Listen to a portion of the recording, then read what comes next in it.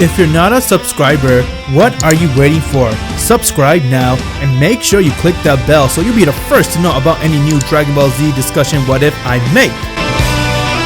Inside the multiverse, there are 14 universes that lives on, and inside those universes, there is a leader that is making sure that the universe is running in peace and that they are in control of each universes. Each leader has the key to the universe and no one can come close to them. They are the chosen one by God to take care of the universe. Far in the multiverse inside Universe 14. This is where the story is going to take place. Far in the galaxy, there is a planet called Planet Saiyan. A planet full of fighters and loyal race towards their leader of Universe 14. This race is known as the Saiyans race. These Saiyans fight for their leader and they are the strongest warrior race in the multiverse. No one can come close to them and their loyalty towards these leaders are unbreakable. Inside Planet Saiyan, all the Saiyans were there as most of them just returned from their mission. Their mission was to go and save life of other universes and fight for justice. The king of Planet Saiyan was named Michael III, as his son Michael IV was just born and he took pride in his son being very strong since he is the only Saiyan born with a very high power level. Everyone came towards King Michael and they congratulated him, but just like any other race, there's always one that doesn't fit or goes well with the race, and that one person for the Saiyans were King Michael, as he didn't like the fact that a boy named Max was born with a very high power level, over 10,000. Sire, this boy, he's just born with a power level that far exceeds the prince. I cannot believe what I'm seeing. What? How can this be? Okay then, send him to an adult mission. He'll go and live in that planet. Everyone, do it now! All the Saiyans didn't agree with him, but they knew that this was the wrong choice to make, but because he's the king, they had no choice but to listen, as they went and took Max and they sent him away to a remote planet. Max wasn't any ordinary Saiyan, he was the legendary Saiyan, as he was sent to a planet called Planet Parfu. Once when he got there, Max began to crawl as he started to cry, and from there some of the villagers saw him as they went and they found Max, and now they gave him a home to live and he started to go and raise inside Planet Parfu. While that was happening, back on Planet Saiyan, a tyrant named Samir has just come to the planet as he wanted to go and talk to the king and said, "Listen up here, monkey. I like your planet and I also want to have your place. Give me your son, he could be a loyal subject towards me." Are you mad? I'm not giving you nothing, and this is not for sale. Leave! You don't know who I am. If I want, I can destroy your planet and turn into rubbles. I don't care. We serve our master, and we're a proud warrior race. We take in pride, so get lost. How dare you talk to me like that? As Samir went and he took Michael by his face and smashed it to the ground, and he went and killed him with a blast. All the Saiyans got scared as Samir saw the Prince Michael. From there he went and took him as he was with his cousin Mark and also his other friend, and he went and took all three of them and decided to make them be part of his army. Samir left right back to his spaceship as his man Zarban came towards him and said, "My lord, do you think this is a good idea? If what the Saiyans follow, they can be a threat. And if they end up getting something called the Super Saiyan? That's why I'm destroying their planet, Zarban, ending this race once and for all. And I can be living here worry-free. I'll be the strongest one to rule this universe. No need to worry about some Super Saiyan." Samir went and got out of his spaceship as he began to power up a massive blast. But a brave Saiyan came to stop Samir as he went to confront him and said, "Samir, we are not afraid of you. Our master's watching, and if you kill me, we'll get our revenge one day or another." How pathetic! Well then die, Saiyan, die! And threw the blast towards them, and it went and hit them head on. Once when the blast went and hit that warrior, he then saw a vision, and before dying he saw that his master came towards him and told him that his son will be the one to avenge them. as he smiled and said, "My son will be the one to kill you, Samir!" And from there his blast went and destroyed the entire planet as it got reduced to nothing but rubble. All the other universes saw that Planet Saiyan got destroyed by the hands of Samir. But before the planet got destroyed, a group of space pods left the planet as no one knew where they're going, but they're all sent to one destination.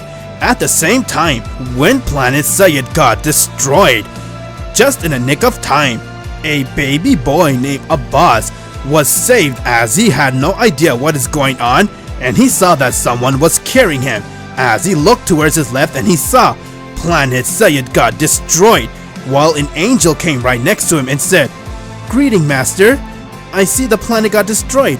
Yes, it is how it's supposed to happen, but there are still some survivors, Saiyan, and this one here is very special.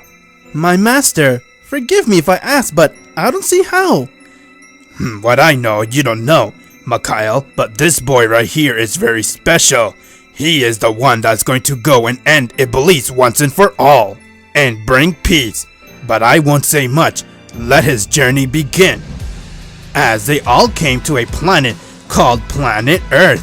That same day on Earth, it felt like a raining meteor rocks as all the space pod from Planet Saiyan has now arrived to Planet Earth, and everyone saw that it crash landed very hard to every sector of Planet Earth. Once when Mikhail had landed with Abbas, he then set him to be on the ground as he started to look around until he saw the master.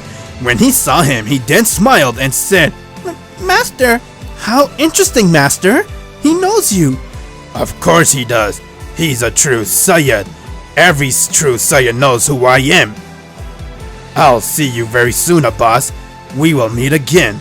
Until then, you need to go on your journey and save this planet from any danger.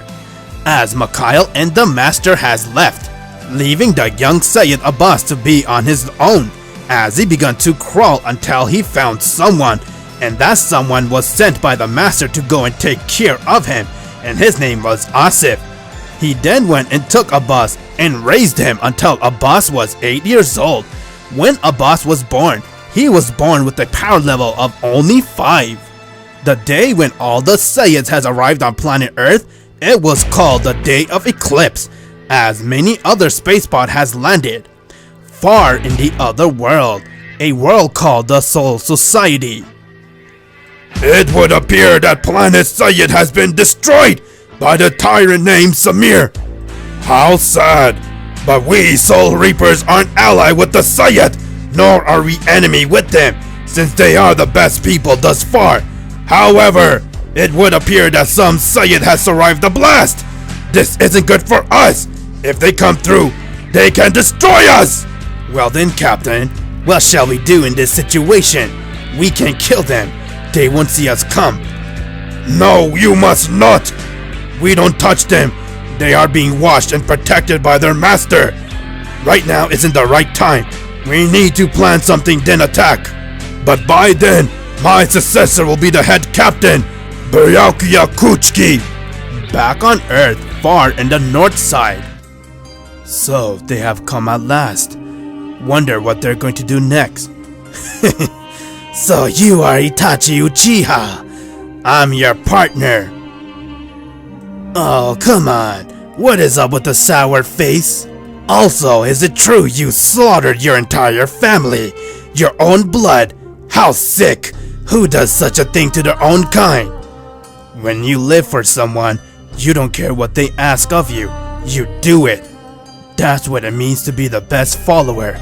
We are brought here for a test, and we must pass in order for us to be rewarded. Huh? What nonsense are you barking? You're just sick. If I have a chance, I would love to kill you myself. Is that so? So then want to test to see how sick I am? Whoa, calm down. I was just talking, I don't want to fight. Shush! Someone's coming. Well, if it isn't Itachi from the Okaski, what are you doing here? If it isn't James, likewise, you have something that we need. Where is that kid you found in the eclipse? You must be really stupid if you think I'll let you guys get him. As they stared at one another, and from there their battle has begun. Itachi came right next to James as he went and used his kunai and he tried to stab him, but from there James went and blocked it as he punched Itachi in his face. Itachi, you good? Let me handle this. Stay back. He is mine to handle. Fire style, fireball jutsu, crash magic. As he went and turned Itachi's fireball into tiny particles of dust. As always, amazing as ever, James. Let's take this battle in the air. Sure, fine by me. Itachi, don't go soft on him before I'll report you to the Akatsuki and you'll be known as a traitor. Itachi went and used his eyes on James, called the Mangekyo Sharingan. You are placed under my Sharingan. You cannot move. Now tell me. Huh? Is this so? Then tell me, Itachi, what are you really up to? What is going on there? Itachi, what are you up to? No way. Okay, I see. But also, you do know, Itachi, this won't work on me. As James went and used his crash magic, and he managed to go and break the Genjutsu. How did you break through my Sharingan? Now let's put an end to this! As he managed to go and get into a Genjutsu again, and said, huh? Impressive as always, Itachi. Itachi, what was that? Don't worry, but I've managed to find out where the other kid is hiding. Let's go towards him. Impressive, Itachi. As they went and made their way towards their next target. While that was happening, a man was making his way towards the cave. His power level was too high, but once when he got towards the cave, he then looked towards his left as he saw another man was sitting there, and he said, So, to what pleasure do I owe for having the great Black Saiyan come visit me? You've seen the eclipse, haven't you? That means they're here, and they're also scouting around the universe. Is that so? We both share the same one common goal, and that is to end the Saiyan Master. I want nothing but killing the Saiyans myself. It would appear that a legendary Saiyan was born and he's on the planet Partafu. A legendary Saiyan? Now that's not good for either one of us. We need to get him before he gets to know the truth of his power. I'm already on it, and I have someone doing the job for me. I'll come to you if I need something. In the meantime, I'll continue to search for this feeble Saiyans. What a strange man. His heart bleeds and breathes nothing but the death of a Saiyan. He's very interesting. It's no wonder they call him the Black Demon Saiyan Acnologia. Killing his own kind. Back on planet Partafu. Couple of years has passed since Max, the legendary Super Saiyan, has arrived on the planet and he made it his own. Everyone else that were on the planet really loved Max and they made Max one of their own. Everyone was living in peace and harmony until one day. That one fateful night was the day where everything has changed. Max woke up from his sleep as he heard people was screaming and he said, What's going on out there? Are they having a party without me? I want to play too! Once when he opened his door, he then saw a very large dragon went and he was turning everything into fire as he tried to destroy the planet by turning it into nothing but ashes.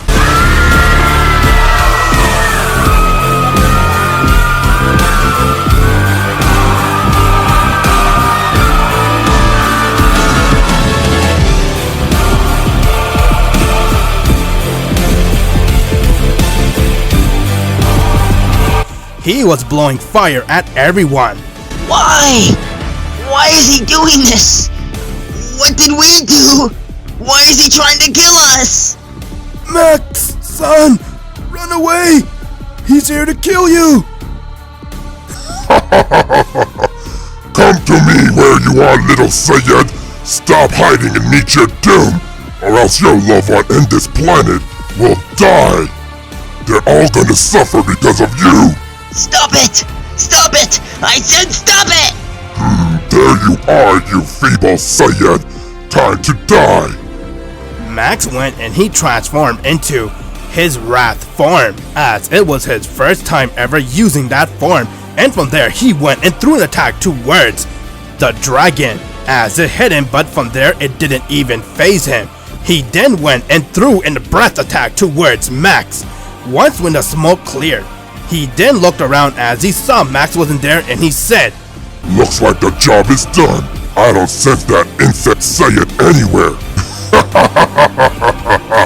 I want to kill all Saiyan. Have their blood covered in me. I won't stop until I destroy each and every one of them.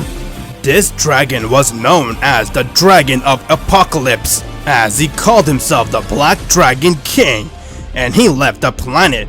But little did he knew, while he was confronted by Max, one of the Galactic Patrol officer was passing by the planet, as they saw what was happening and they saw that this Dragon of Apocalypse has entered. Oh my god! It's him! Who, sir? He is the Black Dragon King! We call him the Apocalypse of Time, and he is going to destroy the planet. He knows there's a Saiyan living there. Not if I step in, we gotta go and save his life. Before the dragon can use his breath attack to kill Max, Jocko managed to go and get him, as he picked up Max and he took him back to his space pod. He then looked towards Max as he got up and he started to panic, but he said, Relax, my name is Jocko, and I plan to make you one of the Galactic Patrol officer. You do want to destroy that dragon one day, don't you not? Well then, I will help you do it. Come join us and you could be one of us. What is Samir doing here? As Jocko saw that Samir came out of his space pod, and he went and powered up a massive attack and he threw it towards the planet. As it got destroyed and he began laughing, saying, Yes, die planet, die!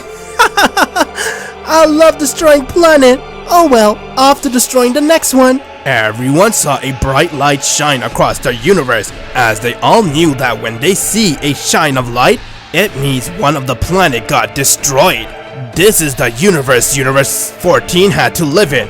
Fear of losing your home planet and being destroyed by a tyrant, until someone steps up and ends this tyrant once and for all. In a remote planet, two Saiyan that was serving under Samir has just finished conquering that planet, as a young boy, Prince Michael, and his cousin Marco were there trying to go and end everything so they can please Samir. Marco looked towards Michael and he said, Hey Michael, you saw that light? Yeah, it's that bastard Samir. He destroyed another planet. Those poor things didn't even stand a chance against him. You do know, Michael, he is the one that destroyed our planet and even killed your father. You think I don't know that? I know he did it, goddammit. But guess what? I don't give a damn. As long as I'm the strongest Saiyan alive, I'll do whatever it takes to end that bastard. His days are coming to an end. Mark my words, Marco. Mark them well. 8 years has passed since the solar eclipse happened on planet Earth and all the spacepod has landed there.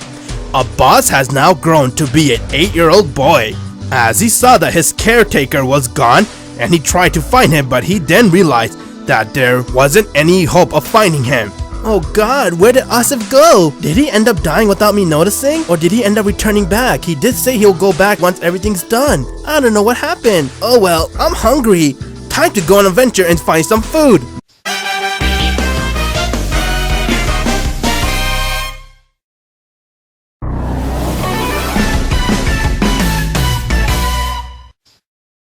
Abbas was looking outside of his house as his stomach started to rumble, and now he decided to go and get some food. But before he can, he saw another person was there as he was panicking and he was trying to find his sister. What happened? Why do you look so upset? I cannot find my sister. I don't know what happened, but the last time I remember, we were together and then boom! Someone attacked our village, and next thing you know, me and all the children there got knocked out. I have no idea what just happened. The last time I remember, they said something about Tower of Heaven. Gosh, that isn't good. Okay, what's your name? I'm Renji. My name is Abbas. Now come, Renji, let's go and ask around about this Tower of Heaven. As Abbas and Renji flew, trying to find his sister Urza and the rest of the children that were taken towards the Tower of Heaven. While they were looking for them, inside the Tower of Heaven laid a place where all the children from different villages were kidnapped. These children weren't any ordinary children. They were actually children that had high power level, and they got kidnapped so they can make them become their slave and try to use their power. This is perfect!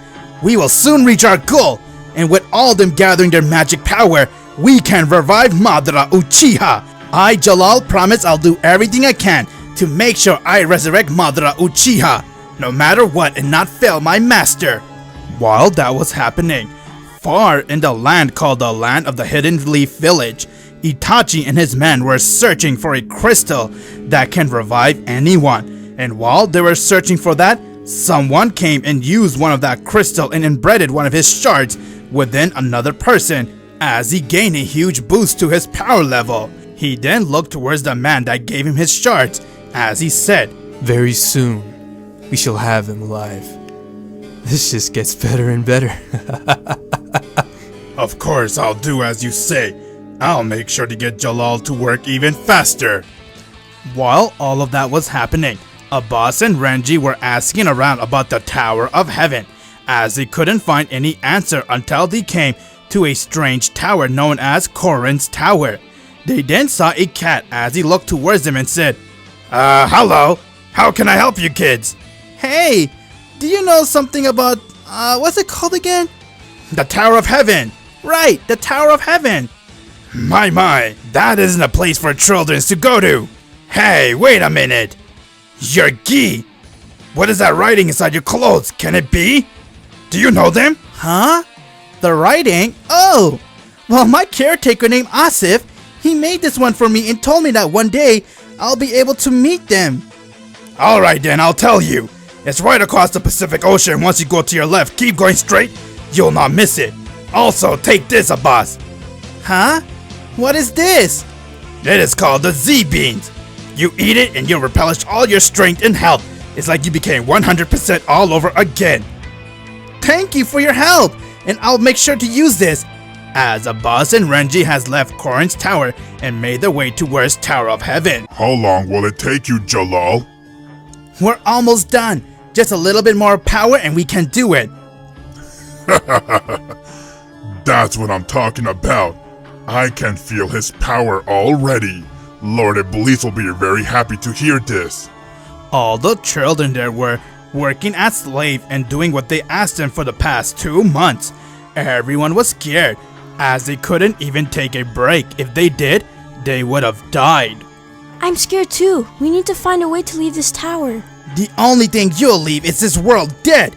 If you think about trying to escape from this place, Urza. What happened to you? Why are you like this? Silence, you insolent, and get back to work. No, we won't take your orders anymore. Well then, I guess it's time for you to die. As he went and he threw a blast towards Urza, but before it can hit her, one of the children went and used their body as a sacrifice, and they died for Urza. Seeing that got Urza very emotional. Before she can say anything to Jalal, she saw that Jalal came right in front of her and struck her in her face, causing her to flew meters away.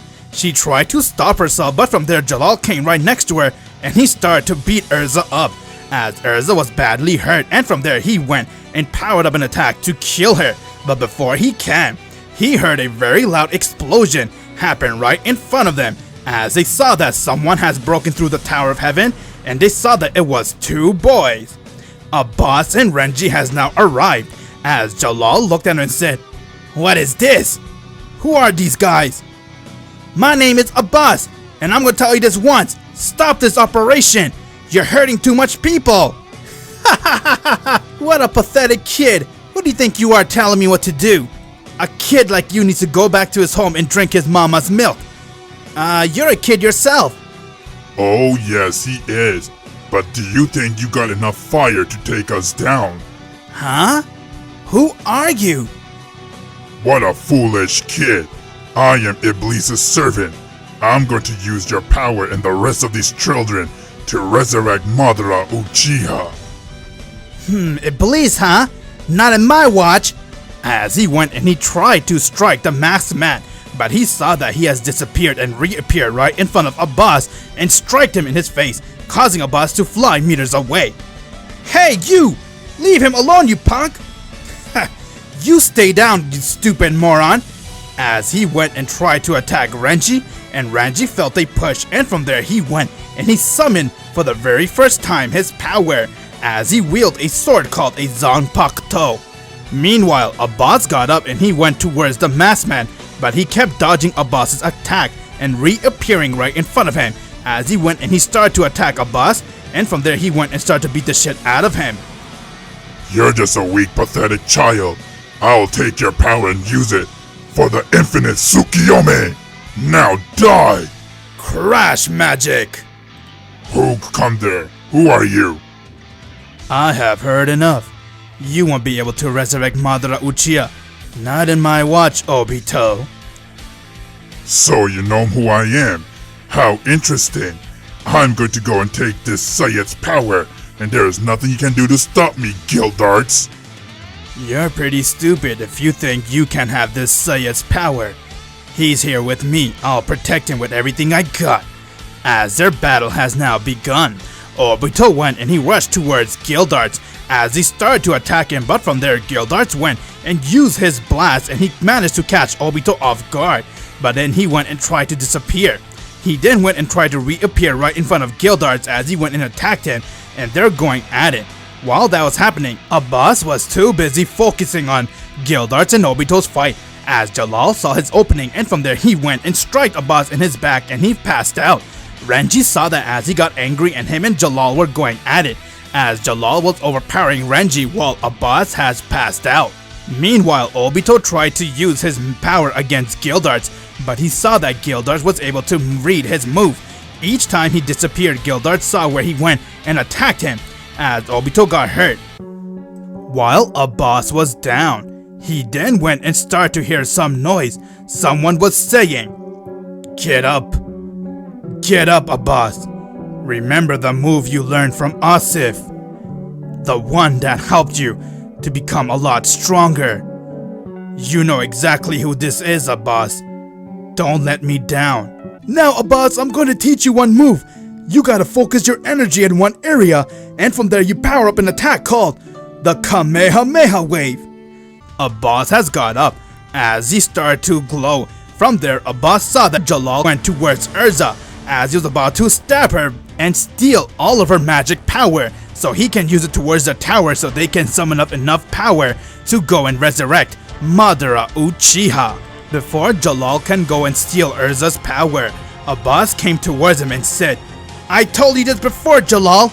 You won't hurt her." Please just leave. He will kill you. "I promise you, Urza, you will walk out of here with the rest of the children alive." Abbas then went and struck Jalal in his face really hard, causing him to go crash towards the rock. From there he got up, but he saw that Abbas came right in front of him and he powered up an attack called the Kamehameha Wave, as it went and hit Jalal and he got sent flying out of the Tower of Heaven. It was Abbas's first time ever using that power, as he got fatigued. Gildarts and Obito were fighting as their battle was coming close to an end, as Gildart looked towards Abbas and said, "That kid is very impressive. I could see he'll grow up to be the strongest one here. No doubt he has a lot of potential." You will pay for your arrogance, Gildarts. "Come on, you're still trying to hurt me? Now let's put an end to this. Crushing evil, spreading truth, Imperium!" As he went and he one-shot Obito and got him sent flying out of the Tower of Heaven. Gildarts came towards Abbas and said, "You're very impressive, kid." "The same goes to you. I'm Abbas." "I am Gildarts. Now, what do you say we go and crush this entire tower?" "Let's do it!" As Abbas and Gildarts went and they started to destroy the Tower of Heaven, freeing all the children that were there, as they gave them a boat to escape, and now they left the Tower of Heaven, thanking Abbas and Gildart for their rescue. Abbas turned around and he saw that Gildart has already left, as Urza ran towards Abbas and hugged him and thanked him for helping them. Renji also thanked him, and from there, they had no place to go, so Abbas offered him to come with him and join him in his adventure. Abbas then went and looked towards Urza and said, "I promise you, Urza, You will never shed a tear again. Hey, can I come with you guys too? I have no place to go. Of course you can. Welcome to the team, Kagura. As they all left the place, while Abbas was carrying them and he was flying overseas, and they arrived to Korin Tower. While that was happening, far in a different dimension, Iblis was sitting down as he was watching everything that happened inside the Tower of Heaven. One of his men named Geen has come towards him and said, Lord Iblis, why are you wasting your time on that child? That child is very interesting, Geen. I see why the master is trying to protect him. I'll let him grow so I can find a challenger for me. Ah, I see, my lord. Very good idea. Now tell me, what should we do about Obito? Send Grimmjow to go and kill him. Very well. I am looking forward to see what he'll do to him. After all, I am kind of bored, Lord Iblis. Can I go and kill some people? Sure. Do as you please. But remember, stay far away from you-know-who. Oh, you mean Acnologia. That guy there gives me the creeps. What is your next move, Master of Universe 14? Back on planet Earth, a very strange lab had a lot of bright lights coming out of it, as one man was there with his helper and he was working day and night trying to create something called a seed. This man name was Orochimaru, while his henchman named Kabuto were spending time together trying to create something very strong. They spent almost 3 years trying to create that, as Orochimaru has finally created the ultimate weapon, and he said, Yes! We did it, Kabuto. We have finally created it. Yes, Lord Orochimaru. After 3 years of hard work, we managed to create the seed. This is the happiest day of my life. After all these years of studying them and trying to create them, I managed to create a seed that will help me to become just like them. Lord Orochimaru, if you don't mind me asking you, why them? Why you want to be Saiyan so badly? What's so good about that race? You see, Kabuto, they are the strongest fighting warrior race I have ever seen. Do you know the special ability Saiyan has? The more they fight, the stronger they get, and their power level is beyond what you and I can comprehend. These Saiyans has this ability that after every battle, they get a huge boost to their power level, something called a Zenkai, and they get 10 times stronger. Another thing is, if a Saiyan kills another Saiyan, from my research, he managed to get a Zenkai boost 50 times. Talk about how powerful we'll be, Kabuto. But from my knowledge, my lord, aren't Saiyan extinguished? But you managed to create the seed. That is correct. I believe some of them are gone, but you do know there are more than one universes in this multiverse. I'm studying and shows that there are about 14 universes, Kabuto. And can you imagine how powerful I'll be with this power? Having the Saiyan seed within me, I will be unstoppable. No one can come near me. With the power of Saiyan and the power of my mind, I can be even stronger than no one other than Iblis. So Itachi, what are we gonna do? We're going to wait for him to go and use that seed. The moment he goes and tries to use that seed, we will kill him in Kabuto. And from there we'll take that seed and take it to the Akatsuki. Come on, Orochimaru. I'm waiting for you. Once you try to get that power of the Saiyan, I'll deliver the finishing blow. How's this, my lord? Becoming Saiyan must be great, isn't it? Yes, I feel amazing, Kabuto. The power is surging through my veins. So this is what it feels like to be a Saiyan. It feels so good, Kabuto. I can say I'm finally stronger than even Acnologia. What the? Who the hell is that?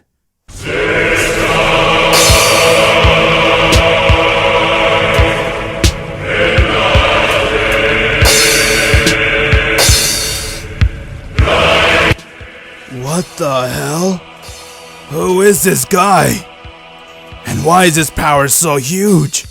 I've never sensed something before. Foolish human trying to become a Saiyan. I'll slay each and every last one of them. They will know my wrath. No putrid Saiyans will live. They will all die by me. No! Orochimaru! How dare you! I'll kill you! What did you say? Nothing. I'm sorry. You too, huh, Gildarts? I cannot stop shaking from this guy's power. The entire Akatsuki fear him. We actually formed this group just so we can kill him. He is known as Acnologia. You know who he is?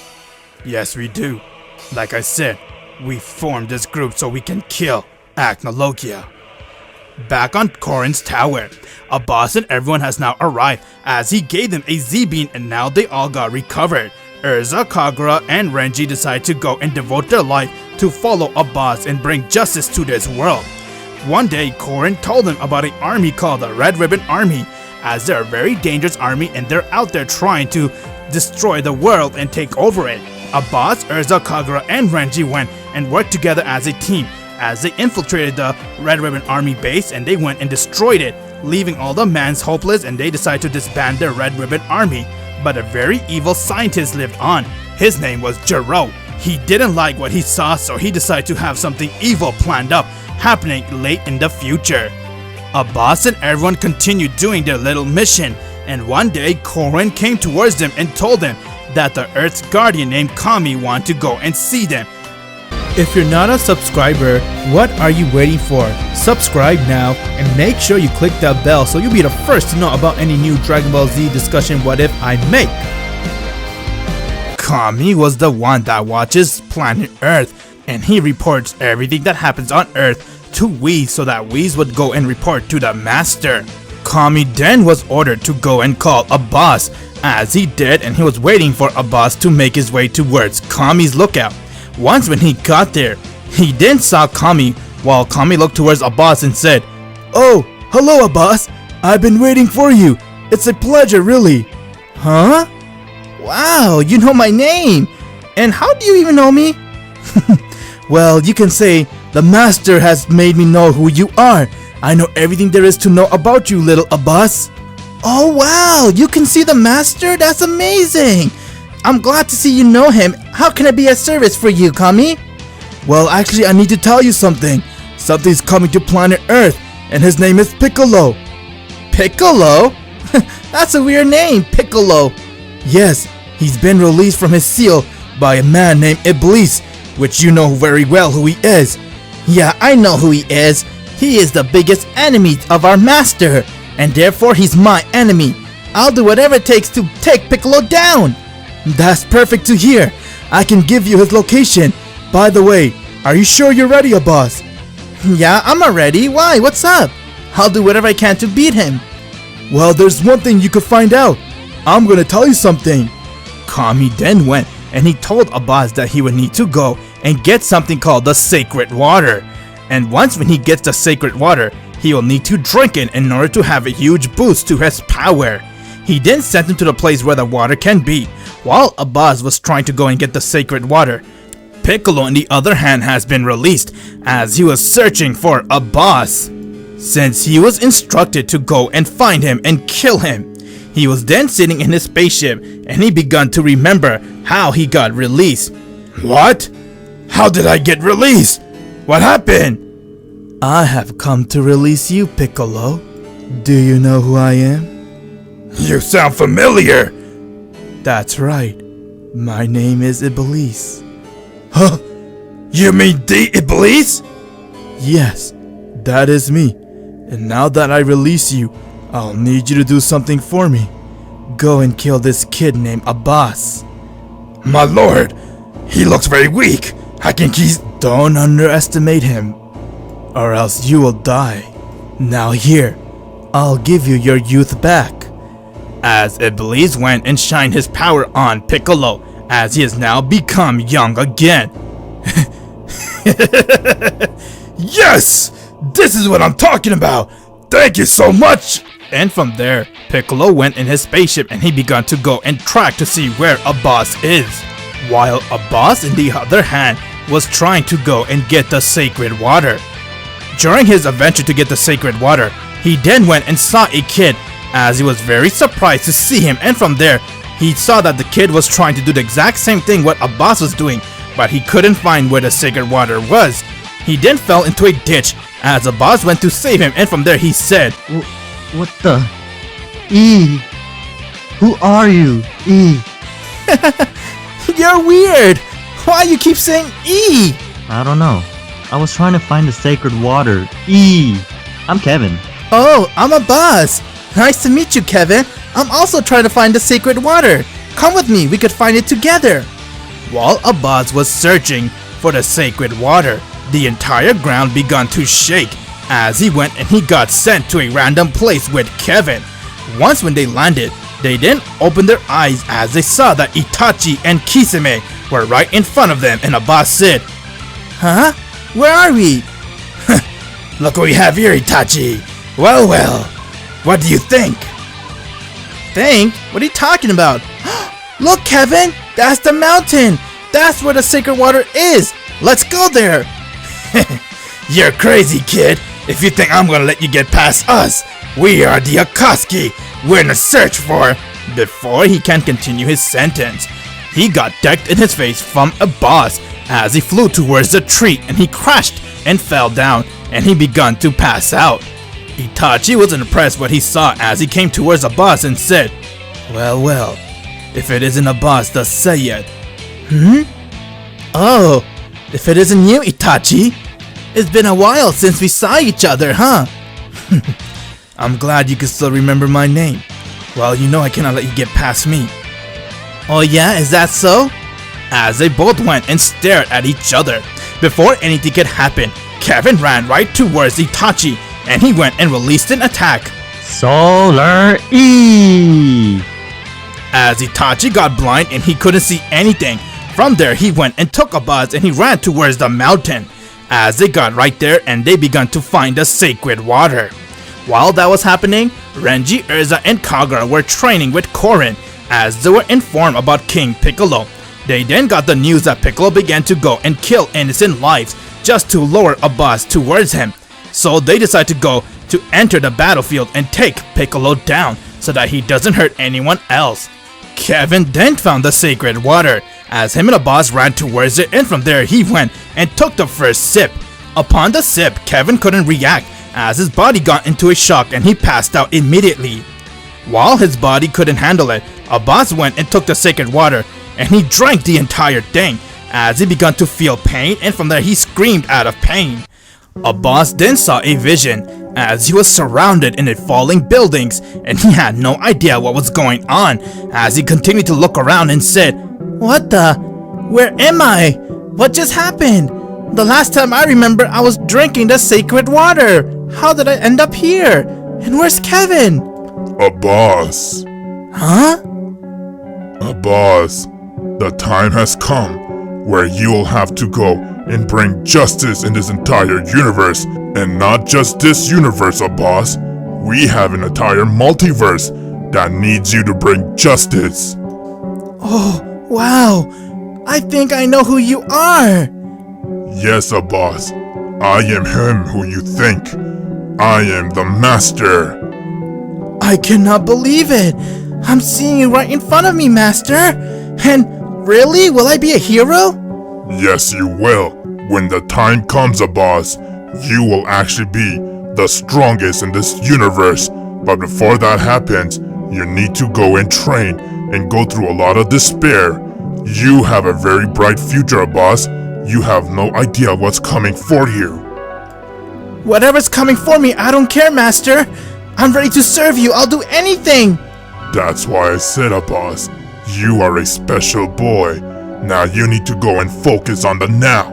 Go and stop Piccolo.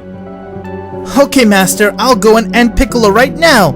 Abbas woken up as he saw that Kevin passed out, but he began to feel a lot of power within his body. And he said, "Wow, I feel so strong. I cannot waste any more time. I need to go and end Piccolo." Abbas went and picked up Kevin as he left the mountain, and he somehow ended up back on Kami's lookout.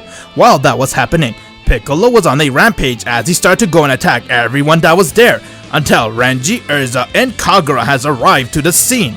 Renji then said, "Hey you! Who do you think you are? Who do you think you are? You got what it takes to stop me, kid? Renji then went and rushed towards him and said, "We'll see, buddy," as he took out his sword and he tried to strike Piccolo in the face. Piccolo went and caught the sword as he twisted it and he kicked Renji right in his stomach, causing him to be sent flying away.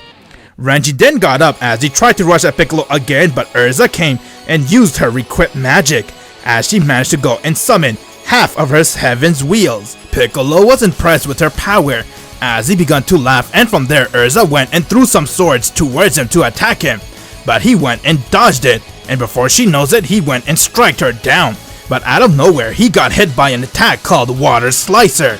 When he looked behind, he then saw that it was a girl that used that magic power, and her name was Juvia, as it began to rain around where they were.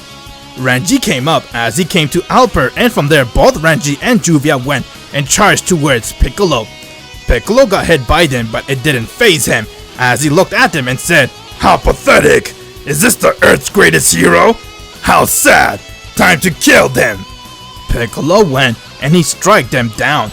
He then started to go and beat the shit out of them, but before he can go and make the next move, Urza got up as she didn't have enough power, but she summoned the strength that she needed to continue to fight Piccolo. From there, he went and threw a blast towards Urza as it hit her, and when she fell to the ground, Piccolo went and powered up in another attack strong enough to go and kill Urza where she stood. Before he can go and hit the blast, he saw that someone has arrived to the battlefield as he managed to go and disperse the attack. Huh? It's you! Abbas! I've been looking for you for a while! You try to hurt my friends! For that, I will end you! Okay, buddy, let's see what he can do! Everyone saw that Piccolo got sent flying meters away as he got decked by Abbas right in the guts. Piccolo got up as he couldn't believe that someone was able to go and hit him that hard and said, "How dare you touch me! How dare you hurt my friends and the lives of the innocents! That's one thing I hate the most!" As he went and rushed towards Piccolo and struck him again. Piccolo got up as he began to get a lot angry, and before you know it, he went and he powered up to 100% of his power. His body began to glow as everyone could see his power was getting off the chart. Piccolo then went and struck Abbas as he was so fast for Abbas to see. Abbas then got up as he rushed towards Piccolo, and both of their power clashed with one another. While everyone was watching the battle, Renji, Urza, and Kagura were completely shocked to see that Abbas has gotten this strong and that he was able to go and manhandle Piccolo like if he was nothing. They were very confused on how he became this powerful, but they were too excited to watch the battle. Piccolo then went and threw Abbas towards his spaceship as Abbas crashed towards it, but he got up and went and destroyed Piccolo's spaceship so he wasn't able to go anywhere else. He then charged towards Piccolo and struck him in his face and started to punch him non-stop. Piccolo went and brushed Abbas away from him and he said, How could a child be this strong? I underestimated him! I'm a warrior! I fight for my master! And I'll continue to fight for him! Well, did your master prepare you for this? As he went and he powered up a blast and threw it right towards Juvia. Before it could kill her, Abbas used whatever power he had as he got there extremely fast, and he went and managed to go and catch Juvia, but the blast went and hit his left arm as it left him paralyzed, and from there he was only able to use one arm as his power got cut in half and he began to bleed. No, Abbas! I told you, you weren't prepared for this, and I can sense that your power got cut in half. Now what can you do, kid? Now you're dead! Piccolo went and headbutted Abbas as he fell to the ground, and from there he went and picked him up and he began to beat the shit out of him. The Z fighters saw that as they were very stressed out, and they tried to go and help him, but they saw that they had no more power left within them as Piccolo was too strong for them. While Piccolo was attacking Abbas non-stop, Abbas used his tail as he slapped Piccolo right in his face, and from there he went and headbutted him, causing him to be sent flying towards the air. He then looked at him and said, "It's time I end this! Now you will die! How pathetic! To think I have to go all out just to kill a child! As Piccolo went and he powered up a massive blast to go and destroy Abbas and the rest of his friends, while Abbas was down and said, I may be out of power, but I'll give everything I have. I'll make sure my friends and everyone survive, even if it means me dying. Abbas then went and powered up a one-hand Kamehameha wave as he put everything he had towards that wave and he aimed it towards the ground, causing him to be sent flying towards Piccolo with a lot of pressure. While Piccolo went and threw the blast towards Abbas, but before he knows it, his blast got dispersed as he saw that Abbas made his way towards him and he pierced right through his stomach as he couldn't breathe and he was about to die. Before dying, Piccolo then said, Abbas, I hate you forever. I'll make sure I kill you. As he went and spat out an egg, causing the egg to fly towards east, and from there his entire body has exploded. Abbas fell towards the ground as Renji and the rest of the Z fighters ran to aid Abbas. Juvia thanked Abbas for saving her life, and from there she tried to go and heal him with her magic power, but she couldn't. They all made plans to go and take Abbas to Kami's lookout so that he can heal Abbas, but before anything could happen, Whis has appeared right next to them as he has come and said, well done, Abbas. The master is very proud of you. You made him happy. Allow me to fix your wound. As Whis went and he put his staff on Abbas and he shined it, causing all of his wound to heal, and he became right back to 100%. Now, Abbas, come with me to Kami's lookout. You have some more training to do. Can I come too? Sure, all you guys can come. As he went and took everyone and then made the way towards Kami's lookout. While that was happening, the entire earth became dark as another meteor shower has appeared, and from there, couple of space pod has landed. As everyone saw that, looks like more has arrived. Just how many of them will come here? Itachi, is my face still swollen from that kid? Looks like we got the final act of the meteors. More Saiyans will come, and I'll end all of them. Each and every one last of them. Abbas and everyone has now arrived to Kami's lookout. As he saw Kami, and from there, we said, okay guys, listen up. Piccolo may be dead, but he spat out an egg, which will hatch very soon. That egg is Piccolo himself, but this time he'll be back a lot stronger. So the master wants all of you guys to go and train to put an end to him.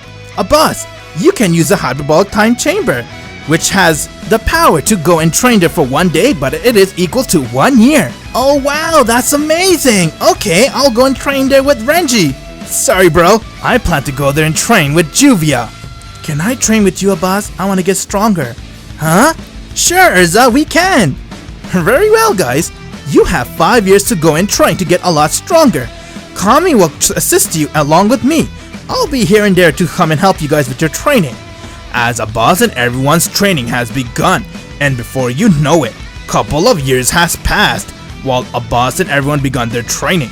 While that was happening, back on the Galactic Patrol, everyone was there as they greet the best man of the army.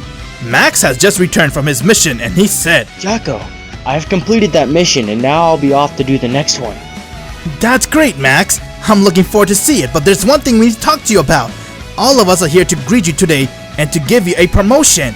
We, the Galactic Patrol members, hereby declare you to be the king of the entire Galactic Patrol army.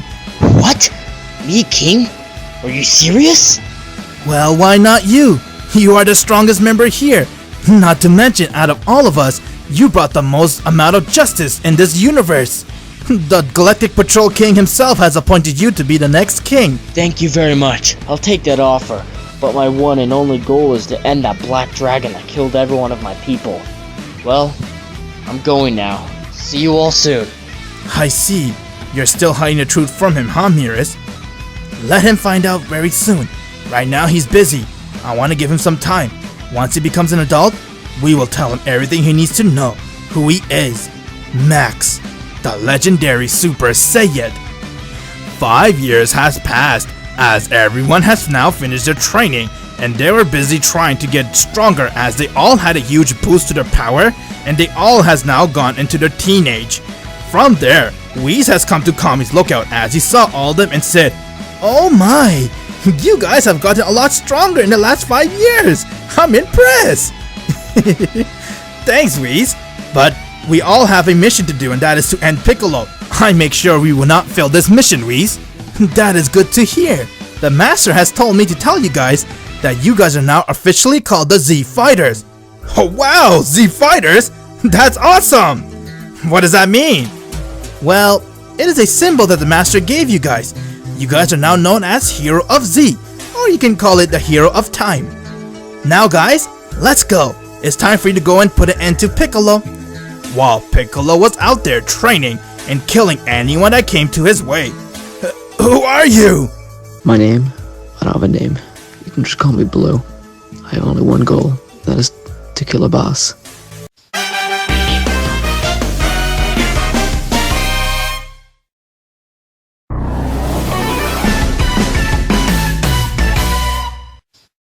Abbas and everyone has now come out of the hyperbolic time chamber. And from there, they were instructed by Whis on where the reincarnation of King Piccolo would be. Since he is in the search for Abbas, he decided to go and enter the World Martial Arts Tournament in hopes to go and find him and kill him. Abbas, Renji, Juvia, Urza, all of them decide to go and make their way towards the tournament in the hopes of having a fun battle with each other and to go and find King Piccolo. Once when they got there, they entered the tournament as Renji was the first one to go and he fought with Urza. Renji tried to put up a good fight, but Urza was too strong for him as she went and knocked him out of the arena and he got beaten by his older sister. Abbas went in next and he had to fight someone random. With just powering up his ki, he managed to go and win the battle. The next opponent came to fight with Kagura and they saw that it was no one other than King Piccolo Jr.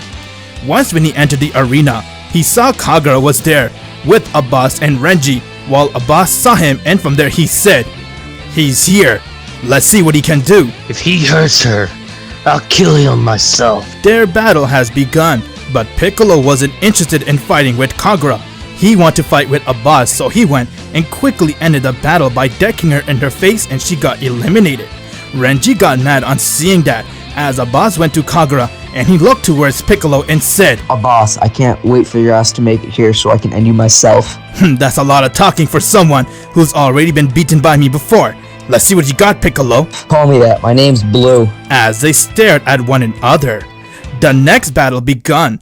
Abbas had to go and fight with Urza as he looked at her and he said, "Are you ready, Urza?" I'm ready. Don't hold back on me, Abbas. After all, I did train with you for all that years. It's time to use that here. You got it, Urza. Let's see what he got. As their battle has now begun, Urza gave a good run, but she still didn't stand a chance against Abbas. She did went and use her recrypt magic, but Abbas went and used a light pressure as a wave went towards Urza and knocked her out of the arena. He now entered the finals, and it was time for him to go and fight with Blue. Blue wanted nothing but to see Abbas die, while Abbas wanted to go and take him down. Once when he entered the arena, they both went and stared at each other, as their stare was really intense, and from there Blue said, I want nothing but to have your blood on my hands. Why don't you stop talking and start showing me? As their battle has now begun, Blue went and he rushed towards Abbas, while Abbas went and managed to dodge his attack, and from there he went and strike Blue right from his side, and it got him to be sent flying in the air. Blue managed to come back as he went and hit Abbas in his face, causing him to bleed from his mouth. Abbas got up and said, why don't we stop toying around and let's take this battle a little bit more serious, what do you say? Sound good to me. I want to tear you apart slowly and painfully. Blue went and took off his weighted clothes as his power level has increased big time, and now they decide to go all out. From there, their battle has begun. Blue and Abbas rushed at each other as they started to go at it. Both of them went and landed blow to blow with one another, and everyone saw that they were equally tied. Blue started to go and kick it up a notch as he managed to go and started to overpower Abbas, and from there he went and threw him down towards the arena.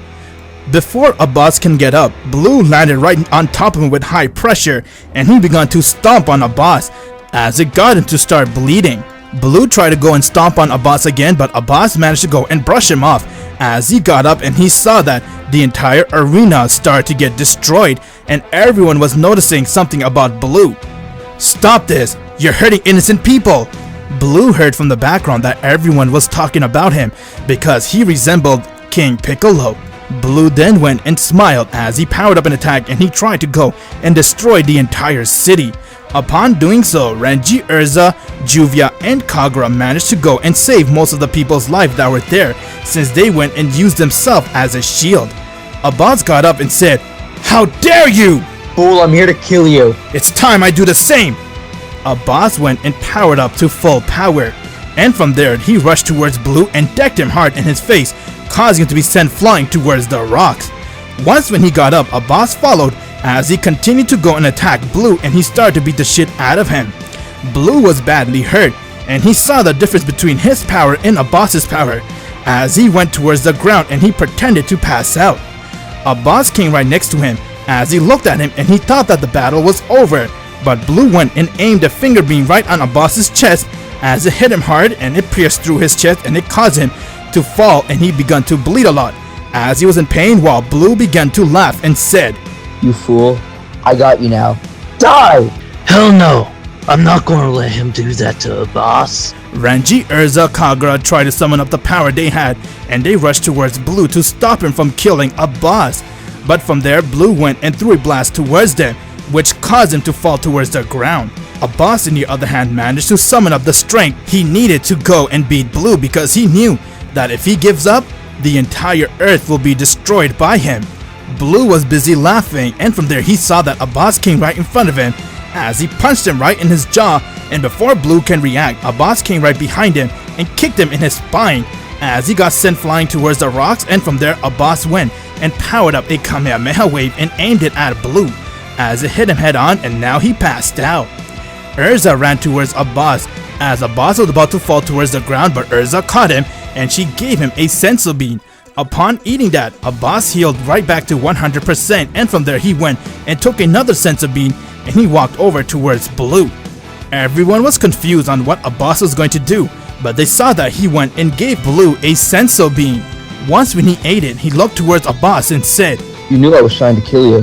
"I believe there's some good in you, and I would like to offer you a chance to redeem yourself." "Well, this doesn't change anything. I'll be back to finish the job once I get stronger. Be prepared to die soon, Abbas." "Well, I'm looking forward to it, if that time ever comes, Blue." Abbas, you did it. I cannot believe it. "Yes, we did, Urza." Now for celebration, let's go and train. "I like it." Hey Kagura, let's go and train too. As they all had a big laugh and now everyone went to celebrate and enjoy their lives. While that was happening, far in the galaxy, inside Samir, the tyrant's planet, the three remaining Saiyans, Michael, Marco, and Raditz came right in front of Samir, and Michael said, "Lord Samir, the job is done. We managed to conquer planet Para in just 2 weeks."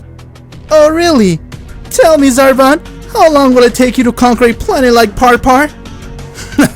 "Maybe 2 days, my lord." "I'm not impressed. It took you monkeys this long?" Huh? Hey! How dare you! Why don't you show some respect? I'll show you, you little— Marco, stand down, now! Huh? Oh. We apologize, Lord Samir. Please excuse us. Michael, what are we going to do now? Michael, why are we even trying to work with that bastard? You do know he's the one who was responsible for destroying our planet! I know! You really think I want to serve Samir? We have no other choice. I don't really care what he did. All I care now is that I want to end him and be the ruler of this universe. Raditz, you have a brother, don't you? Wasn't he sent to a planet called Earth? What's his name again? Abbas? That's right. He is sent to that planet called Planet Earth, but Abbas is a weakling. Why we need something like that? I remember father sent him there because he was a lower level class Saiyan. Yeah. We'll need all the help we can get to take Samir down for good. He'll go to Earth in about 5 years and recruit him. We can't let Samir mess with our plan. So you'll get a boss to join us. If he refuses, kill the bastard. Hey, I like that plan. Okay, I'm okay with this then. Okay, sounds good, Michael. I'll do that. And if Abbas refuses, I don't care if we're brothers or not. I will kill him. On Earth, 5 years has passed since Abbas fought with Blue and he stopped him. Within that 5 years, Renji and Kagura were doing a lot of training on and off while they spent most of the time together relaxing. Abbas and Urza were on a training spree as they were training almost every day together. That's right, they trained every day trying to get each other stronger. The Z heroes were busy doing their stuff and enjoying since it was a peaceful 5 years until one day, Raditz was almost arriving on planet Earth. While that was happening, Abbas and everyone was getting ready to see each other since they didn't see each other for about a month or so, and they also decided to go and meet up so they can have a party and begin celebrating with one another. Once when they did, they were happy to see each other, but little did they knew, Raditz has now arrived on planet Earth. Once when his space pod landed, he came out as he looked around and he used his scouter to pick up Abbas's power level. Upon using it, he saw that there were a lot of high power level coming from this planet, but they are much lower compared to him. He then went and picked up a power level that was close by, and he said, this power level's kinda weak, but it must be Abbas. I can tell that weakling hasn't got any stronger. Clearly he failed to do his mission and conquer this planet. What a pathetic Saiyan. Nevertheless, I'm coming for you, Abbas. As he went towards that close power level, but once when he got there, turned out that close power level was no one other than Blue. Blue was there trying to meditate and train, but then he got interrupted as Raditz has now arrived right next to him. This is not Abbas. This is just some green guy. What are you doing here? Get lost before I get mad. What's wrong, green man? Getting mad already? Raditz went and kneed Blue in the guts as he tried to gasp for air and he was in pain. Raditz powered up an attack as he was about to kill Blue, but he picked up another power level and said, this must be Abbas. I'm coming, Abbas! While he was coming, far inside planet Earth, Gildars was assigned to do a mission, but before going, he sensed Raditz's power level and said, this isn't good. Something tells me we're in for trouble. Be careful, Abbas. Hey, Uncle Gildars, what's that power level? It's evil, Gohan. Are you ready to face that? You'll be able to meet with Abbas. You know, the one I told you about. You can go and have a mission to see just how powerful he is. Go with Mira Jane and Keigo. They can back you up. I have full faith in you, Gohan. Don't let me down. After all, I didn't raise you to be weak. During the second eclipse, Gohan was another Saiyan that came towards planet Earth, and from there Gildars found him and he raised Gohan along with two other orphans named Mira Jane and Keigo. Back towards where everyone else were, Abbas and everyone were having a good time as they're all happy to see each other, but from there, the fun time had to come to an end as they sensed a huge power level coming towards them and Abbas said, What the hell is that? Boss, you sense this? Don't be scared, Urza. But yes, I do sense it. It's coming fast. Everyone, be alert. And before you know it, Raditz has now arrived as he saw everyone and he said, I finally found you, Abbas. Who are you? And how do you know my name? I'm gonna cut to the chase, Abbas. My name is Raditz. I'm a Saiyan like you. I have come here to take you to come with me because your prince, Prince Michael, has summoned you, the prince of all Saiyans. And he needs your help to take down Samir. Samir? And Michael? Sorry, I don't serve no one except for the master. I suggest you leave this planet and never come back. What? Abbas, you fool! Do you know who I am? I'm also your older brother. My brother? What? Abbas has a brother? Yes, we are brother, Abbas. We might have differences, but I am your older brother. And we might have other brothers too, which I don't know. But all I know is our prince called us, and when he calls us, it is our duty as a Saiyan to go and serve our prince. And about the master, there's no such thing as a master. It's a myth that all these foolish Saiyan follow for no reason. I'll say this one more time. Get out of this planet. Raditz got angry as he saw that It was no use to try to get Abbas to come with him, so he decided to go and kill him. Out of nowhere, Gohan, Mira, and even Keigo has arrived. As they came and they saw everything that was happening, while Abbas and Raditz saw that Gohan was also a Saiyan, and he said, "What? More Saiyans? Who is that?" Hey, Abbas. You guys know me? Gildarts told me to tell you he said hi. Oh, Gildarts! That explains a lot now. Anyways, what's it gonna be, Raditz? Do you want to leave? Or are you gonna try to fight all of us here? You guys are a bunch of fools! I'll end you all! Raditz went and he powered up as his power level skyrocketed, and from there he went and rushed towards Renji and struck him in its face. Urza went and tried to use her recrypt magic, but Raditz went and caught her sword and broke it as he struck her right in the guts. Abbas rushed to help in as he went and threw a punch towards Raditz, but Raditz went and caught his hand and he twisted it and struck Abbas right in his guts. Gohan and Mira Jane went while Keigo was very scared to do anything. Raditz went and he beat the shit out of everyone that was there. As Abbas got up and he was about to make the next move, but from there, he saw that Blue has arrived. As Abbas was confused and he said, "What are you doing here, Blue?" I'm here to help, to take over the Earth, and I won't let this guy beat me to it. Abbas, let's just put our differences aside and work together to take him down. I always knew one day you'll come back, Blue. Alright, you got it. Let's do it then. Looks like the green guy wants a piece of this. Abbas and Blue went and they powered up as they worked together and they tried to attack Raditz, but Raditz was too strong for them as he managed to go and beat them down.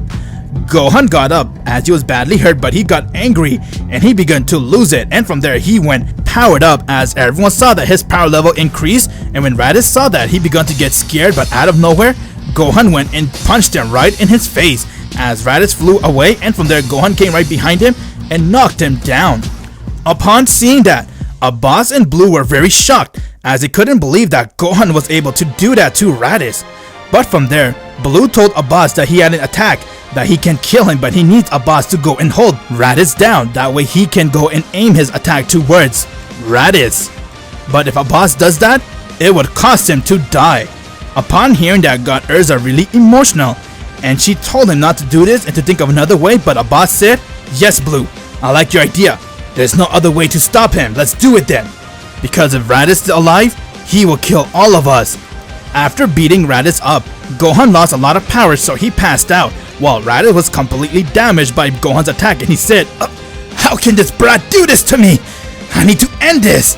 Before he can react, Abbas came right behind him as he went and grabbed Raditz and he had him in a lock, and he told Blue to go and release the attack. Blue has finished powering up his special beam cannon as he looked towards Abbas and he aimed it, and it went and pierced through Raditz's stomach, and it also pierced through Abbas's stomach, causing both of them to fall to the ground. Urza ran towards Abbas as she put his head on her legs and she saw a huge hole in his stomach and she began to cry a lot. Renji ran as he saw what happened and he had tears coming down his face, while Raditz was dying and said, "You guys won this time, but 1 year from now, Prince Michael will come and kill you all. You will see the true power of a Saiyan." As he died right there. Abbas heard that as he looked towards everyone and said, "You guys gotta do whatever it takes to save Earth. Please, don't let the people down. Do it for the master." And Abbas has died right there. Urza and Renji began to cry along with Kagura and Juvia, while Blue felt a little emotional and sad seeing Abbas has died right in front of him, and he was confused on how Abbas could go and give up his life just like that without having any second thoughts. While they were busy mourning, they saw that Abbas's body began to disappear as they got really shocked seeing that, but then they heard, "Relax guys, Abbas has gone towards the master. He has a mission for him. Most likely he's going to be training at King Kai's planet. I'm going to go there to see him, but I came here to tell you guys to go and train, because what this Saiyan said is true. More Saiyans are coming. I'm afraid Prince Michael will actually be a real deal for you guys to handle. The master wants all you guys to go to the lookout and train. I'll come and help you guys, but right now I need to go and instruct Abbas what he has to do. I'll see you guys in a bit." If you're not a subscriber, what are you waiting for? Subscribe now and make sure you click that bell so you'll be the first to know about any new Dragon Ball Z discussion what if I make. The battle has come to an end, but at the cost of their dear friend Abbas's life. While mourning, everyone knew that they had to continue with their training since the war isn't over. Blue felt a bit of sadness in his heart, and he was thinking to himself, which man would go and make such an admirable sacrifice?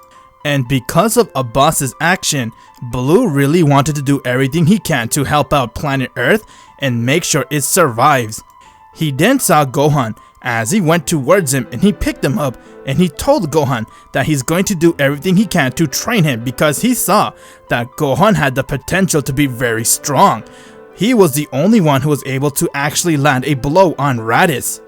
They had no idea on why Gohan is so strong, but all they knew that he had the most potential out of anyone that was there. Mira Jane and her brother Keigo went back while Gohan left with Blue to train. Erza was still in shock on seeing her first lover die right before her eyes. But she knew that she needed to get stronger so she can make sure everyone survives this war that's coming up. Her and Renji decide to go to Kami's lookout and begin the training that Whis told him to do until he comes to help them, along with Kagura Juvia. While everyone was busy doing their training, back on Frieza's planet, Michael and Marco heard everything that was happening during Raditz's battle, but unfortunately for them, Raditz's scouter broke just before he died and therefore they couldn't hear anything else. Marco looked towards Michael and said, "So what do you think happened to Raditz?" So they killed him, huh? We really have underestimated Abbas. Then what do we do now, Michael? Very straightforward. We're going to Earth. I'll kill Abbas myself. I'll get him to bow down before me and beg me for mercy, as he calls me the Prince of all Saiyans. I love that idea. Let's do it then. Let's go, Marco. As Marco and Michael has now set a course to planet Earth. Abbas, on the other hand, has now arrived on King Kai's planet. Thanks to the Master, he has transported his body there so he can begin his training. Once when he got there, Abbas looked around as Whis came and said, "Hey Abbas, this is where you'll be training, or at least for a year from now." "Oh wow, and why is the gravity here so strong? And Whis, wow, I love the new look, man. The beard looks really good on you." "Thanks Abbas, what can I say? But look who's talking. You look really good with that beard yourself. It really suits you. Also, about the gravity, it is 20 times normal gravity compared to planet Earth. This is the gravity, Abbas, that the Saiyans are used to. Michael isn't no ordinary Saiyan. He is by far the most arrogant and the strongest Saiyan you could come across. He won't stop at anything, especially he will not show you mercy. The Master wants you to go and train here so you can be prepared. Say no more, Whis. If that's what he wishes for me to do, I'll do exactly what the Master wants me to do." I'm curious, Abbas. Aren't you curious on why the Master hasn't met with you yet? If so, don't be. You should know, no mortal has ever seen the Master's face. No, I'm not worried at all. I know I'm not worthy to see him. Once I do become worthy, I know for a fact the Master will let me see him. Well, I'm off, Abbas. I like your answer, and I have to go and train everyone else now to get prepared for the Saiyans. See you in about 1 year. Okay, take care, Whis. Hello? I'm King Kai. Nice to finally meet with you. Whis has told me everything about you. King Kai? I would admit, I would expect you to look kind of stronger. But nevertheless, you are who you say you are. Yes, I have come here to train with you. Hey, show some respect. Anyway, you're here because the Master told me to train you. Since the Saiyans are coming to planet Earth, and they're very dangerous. I'll do whatever it takes to beat them. We have already beaten one of them, and the rest can be the same. Let me tell you that the one you beat, your brother, he is actually the weakest out of all of them. What? Really? Damn, we're screwed then. Don't worry, Abbas. That's why I'm here to teach you. I'm going to teach you something called the Kaioken and the Spirit Bomb. So let's begin the training, and with this gravity, you'll be able to withhold it very soon. Alright, bet! Let's do this then! As their training has now begun, Abbas and King Kai has spent over 1 year training, and as you know it, 1 year has passed since he has come to King Kai's planet, and since Marco and Michael have left towards planet Earth. But now their space pod has arrived towards planet Earth. The Z-Fighters were busy training until they sensed an enormous power coming from the south. Blue looked towards it and said, "They're here now. Gohan, get ready. Wow, their power is crazy. Just remember your training." Jeez, their power is crazy. Let's hope we all can stop them. Come on, Abbas. Where are you? You know I don't like going into battle without you. While that was happening, far in the east, Michael and Marco has now arrived on Earth as their space pod has crash landed, and before you know it, they have come out of them. Once when they came out of their space pod, all the Earthlings were confused on who they were, while Marco didn't like the fact that they were staring at him, so he went and used an attack, and he managed to go and destroy the entire city along with the people. They then went and used their scouter, and they picked up 3 high power level coming towards them, as their power level was off the chart, but it was nothing that Michael or Marco had to fear. For them, it was nothing but child's play. And at the same time, the Z-Fighters were the one that are making their way towards the Saiyans, while Gildars has already arrived and he wanted to help them out. What the hell am I sensing? This power level's crazy. Itachi, did we do something about this? No, we have to continue with our mission. You better do something, Abbas. Back on King Kai's planet, King Kai and Abbas has now finished doing their long training session as he looked at Abbas and said, "Congratulations, Abbas! You're the only mortal to complete this training! I cannot believe it's been a year already!" Thanks, King Kai. I could not have done it without you or the master helping me. Now I'm ready for the Saiyans to come. Oh my! Oh no! Huh? What happened, King Kai? This is not good! Michael! He's on planet Earth, Abbas! You must leave now! What? I thought we had more time! Darn it! Okay, I'm going. Wish me luck, King Kai! As Abbas had left King Kai's planet and he was making his way towards planet Earth, while Abbas was coming, the Z-Fighters were flying towards Michael and Marco, and before you know it, they have arrived as they saw each other, and from there Michael looked towards him and said, "So it seems your Earthling weaklings have come to me at least. Tell me where Abbas is. We have some unfinished business with him." You want to hurt Abbas? Well, as his girl, I won't let you hurt him. You wish, buddy. The only business you got is with us. You wanna fight Abbas? You will have to go through us. Well, you heard them. What's it gonna be, Saiyans? These weakling Earthling think they have a chance! And what can you weaklings do? In fact, I'm curious. Please show me. Okay, guys, this is it. We will do everything we can to beat the bald one, and the short one will be next. Hey, Michael! Let me handle this! I want to kill them all! And you're allowed to go and kill Abbas! If that coward comes, what do you say? I'll wait for Abbas to come. If he doesn't appear in front of me polishing my boots in the next 10 minutes, kill all of them, Marco. Alright guys, step back. Let me handle this one. Gildar went and he began to power up as his power level was off the chart and everyone couldn't believe just how strong he was, while Michael saw it and said, "Who would have ever thought that those Earthlings can wield such power in their arsenal?" I don't care! I'll end him now! Marco went and rushed towards Gildarts as he threw a punch at him, but from there Gildarts went and dodged it as he used his knee and struck Marco in the back. Marco got up as he went and rushed towards Gildarts, and their power crashed with one another, and he said, "Geez, just how powerful are you?"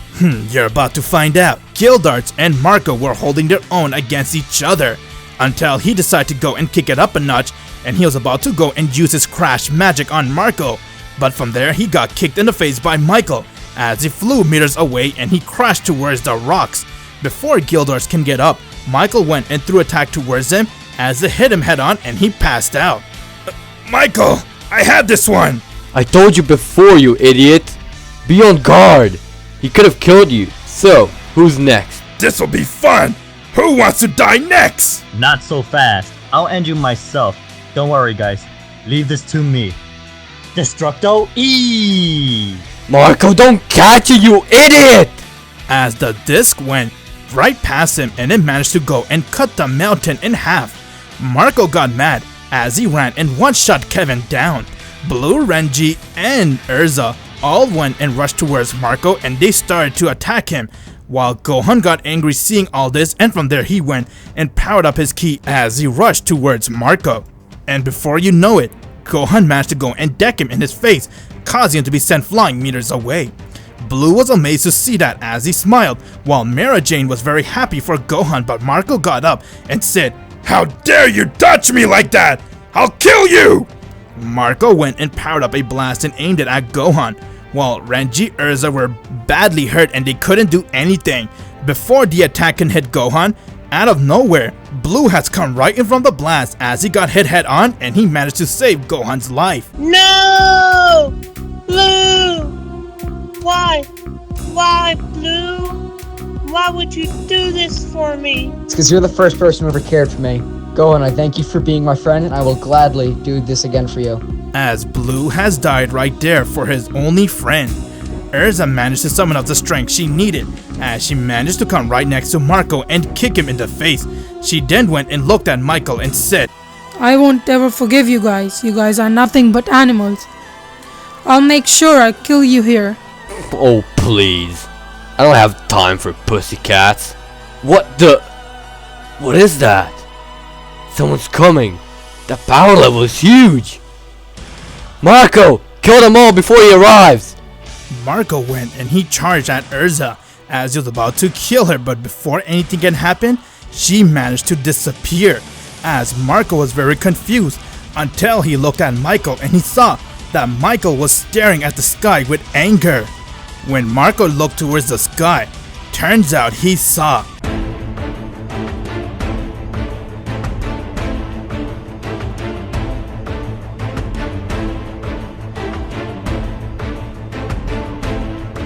Abbas has now arrived as he managed to go and save Urza's life. From there, Urza had tears of joy, while Abbas looked towards her and said, "Don't worry, Urza, I'm here now. Leave all this to me." Abbas went and gave her a senza bean. While he was carrying her, Michael saw Abbas and said, Well, look who it is. So you came at last, Abbas. Here I thought of you checking out. Well, it's nice of you to show up. You refused to help us with our cause. Raditz asked you nicely. Now you're gonna suffer. Abbas ignored Michael as he walked right past him and he went towards Gohan. "You have fought very good, Gohan. I'm proud of you. Here, take this. It's called a senso bean." And from there, Abbas went towards Gildarts as he gave him a senso bean, and when he got up, he said, "Damn, man, look at that. I'm loving the beard, bro." I can say the same about you. You're looking amazing, Gildarts. It's good to see you. It's been a while. As they had a big laugh, Abbas then went serious and said, "Gildarts, watch everyone for me. I'm gonna go and take them down." Are you crazy, Abbas? Didn't you see what he did? We all need to work together. It's two. Leave it, Renji. He's not the same Abbas. You're right about that. His eyes, something are different. It has more power into it. Now this will be a show to remember. Let's watch this carefully, guys. Abbas saw that Blue has died for Gohan, which got him angry, while Marco began to laugh and said, "It's about time you came, coward! I was beginning to wonder you ran away! You want me? You got me!"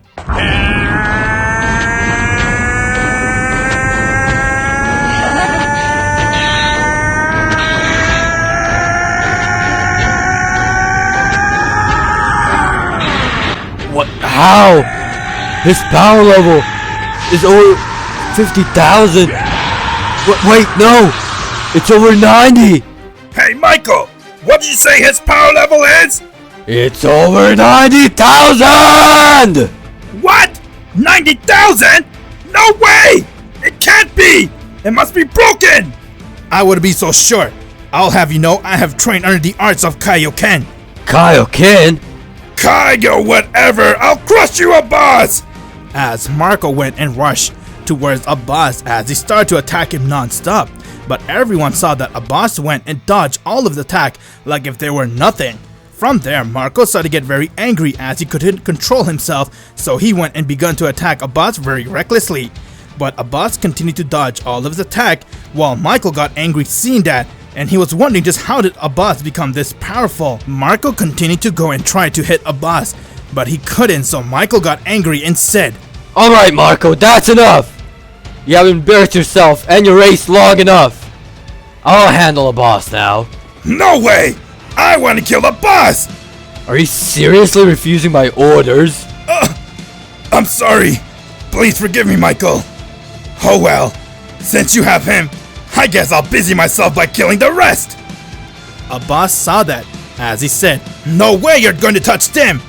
Abbas used his speed, as he managed to go and deck Marco right in his back, which caused him to break his spine, and from there he fell straight to the ground. Holy shit!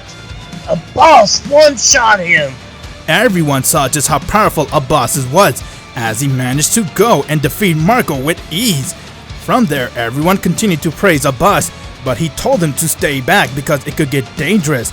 While he was doing that, Marco looked towards Michael and said, "Michael, my back, I think they broke it.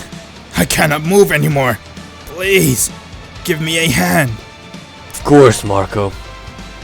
You know, I'll never forget the times we sat down and talked stuff about how we'll end Samir and make me the ruler of the universe. You were there to support me one way or the other, whenever I needed it. Appreciate it, Marco. On that bridge, I even told you how if I find someone, you'll be my best man. "Yeah, I remember. I'll always be your homie." But you're an embarrassment of the Saiyan race! "What? Michael! No! Michael, don't do this!" See you in hell, Marco. Like burnt toast. Oh man! He just killed his own man like if it was nothing! You're next, Abbas. Everyone, listen! I need you to go back to Urza's place and wait there. I'll deal with him alone. We hear you, boss. Good luck.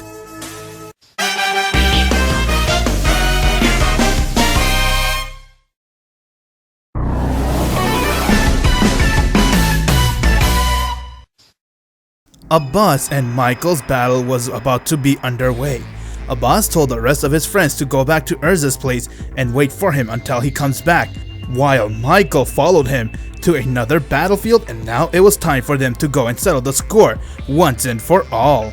Abbas looked towards Michael as he stared at one another, and from there Michael said, "So, Abbas, this is where you choose to be your resting place? Not bad considering you don't stand a chance against me." "You're very cocky, just like your bald ally, and look what happened to him." "Is that so? Well, I'm in a good mood. So, what you say, Abbas? I'll give you a break, but under one condition. Join me, and together we can rule this universe and be feared among the people. You and I can achieve wonders. I'll be the ruler, and you can be the right-hand man. What do you say, Abbas?" "You're talking to the wrong person about that. As good as his offer sounds, I'm gonna have to decline your offer. Plus, I saw what you did to your bald friend. Not much job security if you ask me." "Alright then, have it your way. I'll kill you here where you stand. And from there, I'll destroy your planet. Nothing can save you. Not even that stupid looking beard on your face." "Bring it on then. I'd rather be called a stupid looking beard than being called a clean shaved cum stain." As they stared at one another, and now their battle has begun. Both Abbas and Michael went and they rushed towards each other as their fists clashed with one another and they started to go at it. Abbas was holding his own against Michael as he was able to keep up with him, but Michael started to go and kick it up a notch as he went and he started to attack Abbas. With that, he went and kicked Abbas right in the back as he came towards him and he struck him in his face, causing Abbas to go and hit towards the rocks. Once when Abbas got up, Michael began to celebrate as he looked towards him and said, "Give up. You don't stand a chance against me. I'm the one thing that even Samir fears too. He's good, but I can be better. Let's kick it up more and use the Kaioken. While that was happening, Abbas and Michael power clashed with one another, and with each hit, the entire earth began to shake as it couldn't handle the power of two Saiyans going at it. Looks like we're up for a show. We better go and check it out. Be careful, Abbas. We all depend on you. Now let me show you the glimpse of my Kaioken!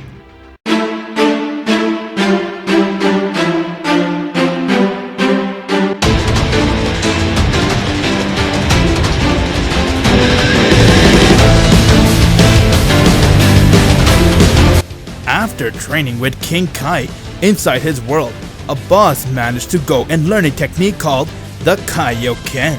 With that, he managed to appear right before Michael without him noticing and strike him right in his guts, causing Michael to gasp for air, while Abbas went and started to punch Michael in his face non-stop. Michael tried to break free as he did, but with that, he went and threw an attack towards Abbas, but Abbas dodged it very easily as he saw that it couldn't hit him, and from there, Abbas went towards Michael as he dropped his guard for a second, but before he can do anything, Michael took advantage of him as he pretended to drop his guard just so he could lure Abbas towards him, and when Abbas got towards him, Michael went and kicked him right in his face as Abbas got hurt. Before Michael can react, Abbas got up as he rushed towards him and he decked him right in his face, causing Michael to head towards the rocks, and he got very angry seeing what Abbas did to him, and he began to say, "Alright, that's enough, Abbas! I'm the Prince of all Saiyans! There's no way I'll let a lowly class Saiyan do this to me! It's now blood for blood! Now die, Abbas!" Michael went and he started to focus his energy into one spot, and with that he has powered up an attack called the Gallic Gun. Upon seeing how strong it is, it was strong enough to destroy the earth, while Abbas saw that and said, "This guy's crazy! He's gonna destroy the entire planet! Looks like I gotta kick it up a notch." Abbas went and he powered up his Kaioken to ×2. With that, Abbas went and powered up his own Kamehameha wave and aimed it towards Michael Gallic Gun, while Michael went and unleashed his attack, and now both of the power clashed with one another as he looked towards him and said, "How can a low-class Saiyan do this to me?" With that, their intense power clashed with one another as it was going both ways on who was going to win this wave battle. Abbas felt that he was slipping, so he went and used Kaioken ×3, which allowed him to take control of the battle, and from there he went and won the wave battle as his Kamehameha wave went and disperses Michael's Gallic Gun, and he got hit by Abbas's Kamehameha wave as it got him to be sent flying away. The wave was so powerful that it was about to send Michael out of space, but before he can do that, he managed to escape the blast as he fell towards the ground, and he couldn't believe that Abbas did this, and he said to himself, "How can a low-class Saiyan do this to me? Prince of all Saiyans, and this stupid bearded trash has the nerve to do that to me?" Michael began to strategize on how he can beat Abbas as he realized that Abbas doesn't have a tail, while he does, so he decided to use that towards his advantage and transform into his Great Ape. Michael came back while Abbas was in pain for using the Kaioken too much, and just before he was about to leave, Michael has appeared right before him as he began to laugh, and he looked towards Abbas and said, "This is it for you, Abbas. It's the end of the road. I will now show you why there is a difference between your power and mine. And since you don't have a tail, you're an embarrassment of the Saiyan race!" "What? What is that?" Abbas saw that Michael went and he shined his blood wave in the air as a blast came out, and from there, he began to go and laugh as his entire body was shaking and his heart was pounding very fast. Yes, I can feel it. The power surging through my veins, burning inside of me. What is he doing?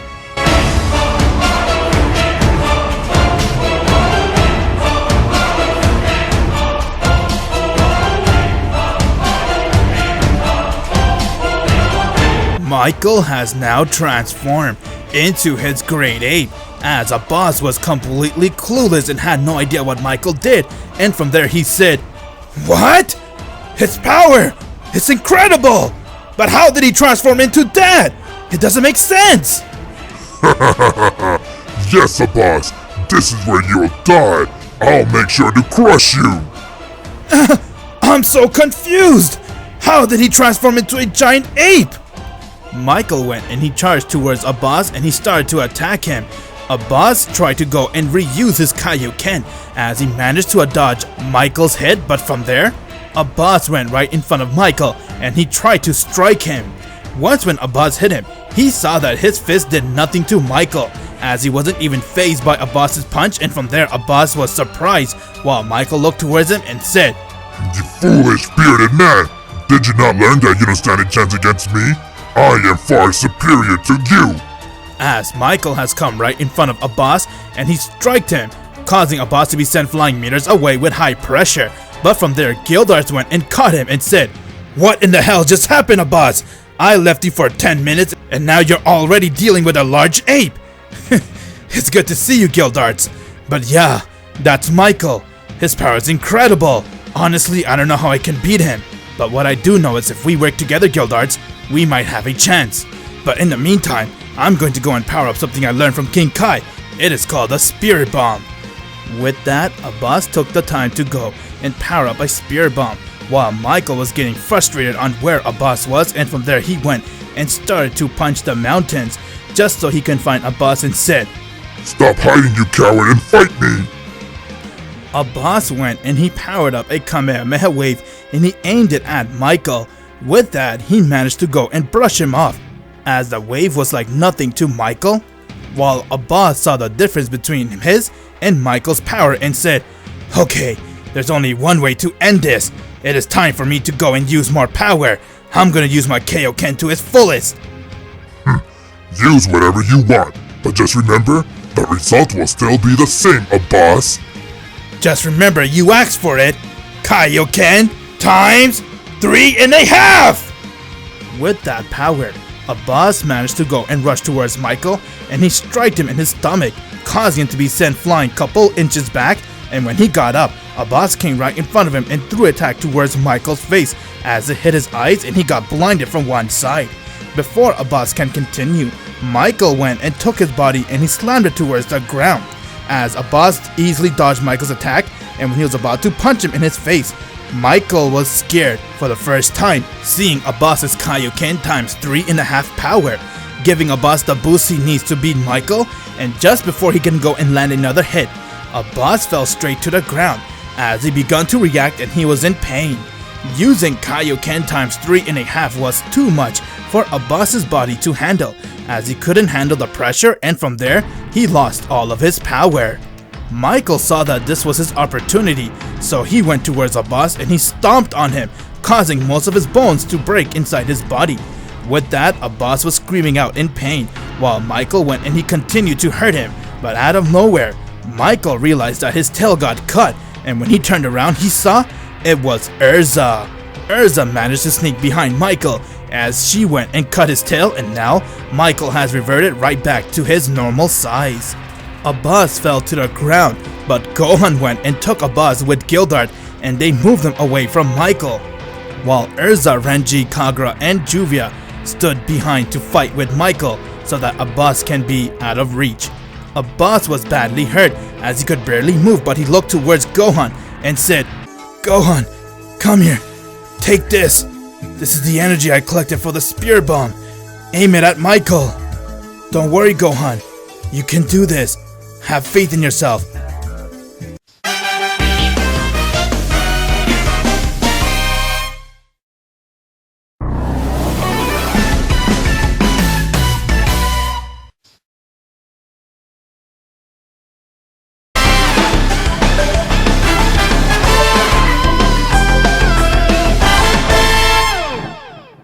Michael got very furious on who cut his tail as he looked towards Urza and said, You woman! How dare you cut my tail! Hey, ugly! What are you gonna do?